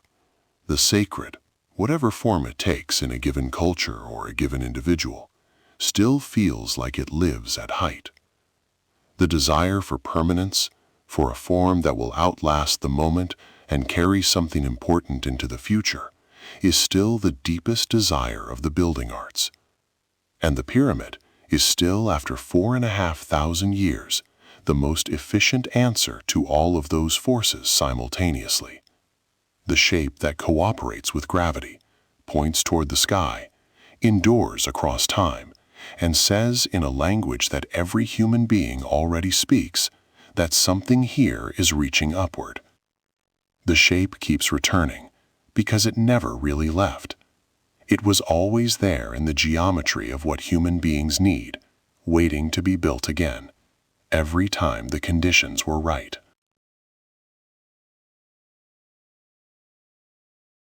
We have arrived, at last, at the end of the question. Not the end of the pyramid. The pyramid, as we have seen, does not end. It stands in the desert and the jungle and the river plain and the modern city, and it will be standing long after this night is over, long after the words of this narration have faded from your memory, long after everything we have said together in the last few hours has dissolved into the deeper silence of sleep. But we have arrived at the end of what we set out tonight, which was to walk around the question slowly, to look at it from many angles, to let its answers come at a pace that asked nothing urgent of you. We have done that, and now it is time to let the question rest. Think back, if you can, to where we began, the very first chapter, the very first question, asked in the dark before any answers had been offered. Why did so many civilizations build pyramids, and why in that shape?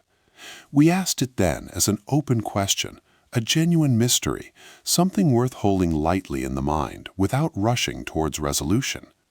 Now, 19 chapters later, the question has not disappeared.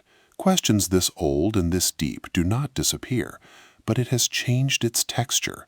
It is no longer empty. It is full now, weighted with everything we have found inside it, the structural logic and the theological meaning, and the social life and the political power, and the convergent intelligence, and the human pride, and the stubborn survival, and the endless return. The question is the same, but you are different.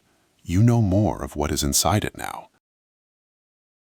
The pyramid, in the end, is a human thing. That is the sentence at the center of everything we have said. The sentence that every chapter was, in its own way, pointing toward. Not a divine thing, not an alien thing, not a magical thing. A human thing, made by human hands for human reasons, out of human materials, in answer to human needs. The need to honor the dead, the need to reach the gods, the need to demonstrate power, the need to build something that lasts, the need to give a community a shared project and a shared story and a shared object of pride. These are not exotic needs. They are not the needs of ancient civilizations only. They are your needs too, in different forms, wearing different clothes, expressed in different materials. The pyramid is not foreign to you. It is, in the deepest sense, about you. The shape itself, the wide base, the narrowing rise, the point reaching toward the sky, is a shape your body has always understood. You understood it before you knew its name. You felt its logic the first time you stacked something and watched it stand, the first time you climbed something and felt the world expand below you, the first time you looked at a mountain and felt the pull of the summit. The pyramid is the formalization of those feelings in stone, the moment when a civilization took the body's oldest knowledge about height and stability and ascent and made it permanent, made it architectural, made it something that would be there in the morning and the year after and the century after and the millennium after, still saying what it was built to say. Why that shape? We have answered it so many times from so many directions that the answer has become a kind of music now, a set of themes that have been stated and varied and developed and restated across the length of the evening, the way a long piece of music returns to its opening themes at the end, not because they were forgotten, but because they were worth hearing again in the light of everything that came between.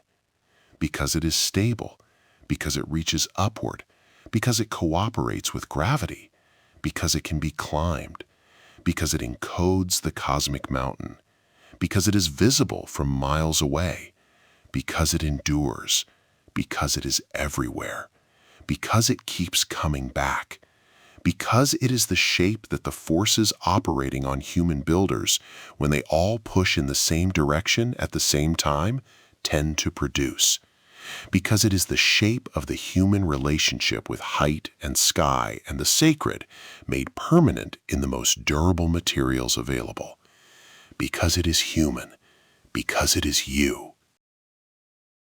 You are lying down now, or nearly so, and your body is doing what bodies do in the late hours, the systems quieting one by one, the breath slowing, the thoughts beginning to lose their edges and their urgency.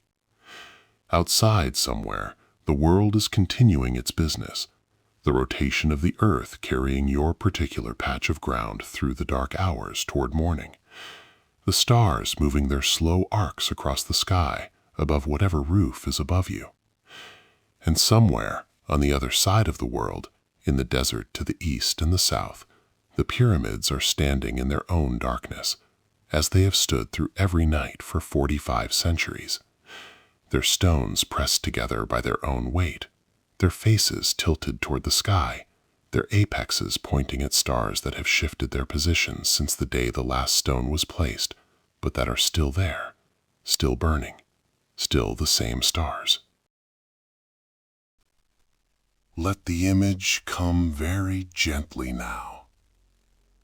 Not the pyramid as monument, not the pyramid as power or theology or political statement, but the pyramid as it is in the quiet dark. Just the shape, just the mass of it, resting heavily and peacefully on the desert floor, needing nothing, requiring nothing, asking nothing of the night. The wind moves over its face, and the stars wheel above its apex, and the sand shifts at its base, and the pyramid simply stands, the way it has always stood, the way it will continue to stand long after every concern that kept you awake tonight has resolved itself one way or another. The pyramid is not worried. The pyramid is not in a hurry. The pyramid has nowhere to be and nothing to prove. It built its proof into its geometry 4,500 years ago, and the proof is still valid. You can borrow a little of that stillness now if you want it. Not permanently. You are not a pyramid. You are a person. And persons have needs and urgencies and obligations that stones do not have.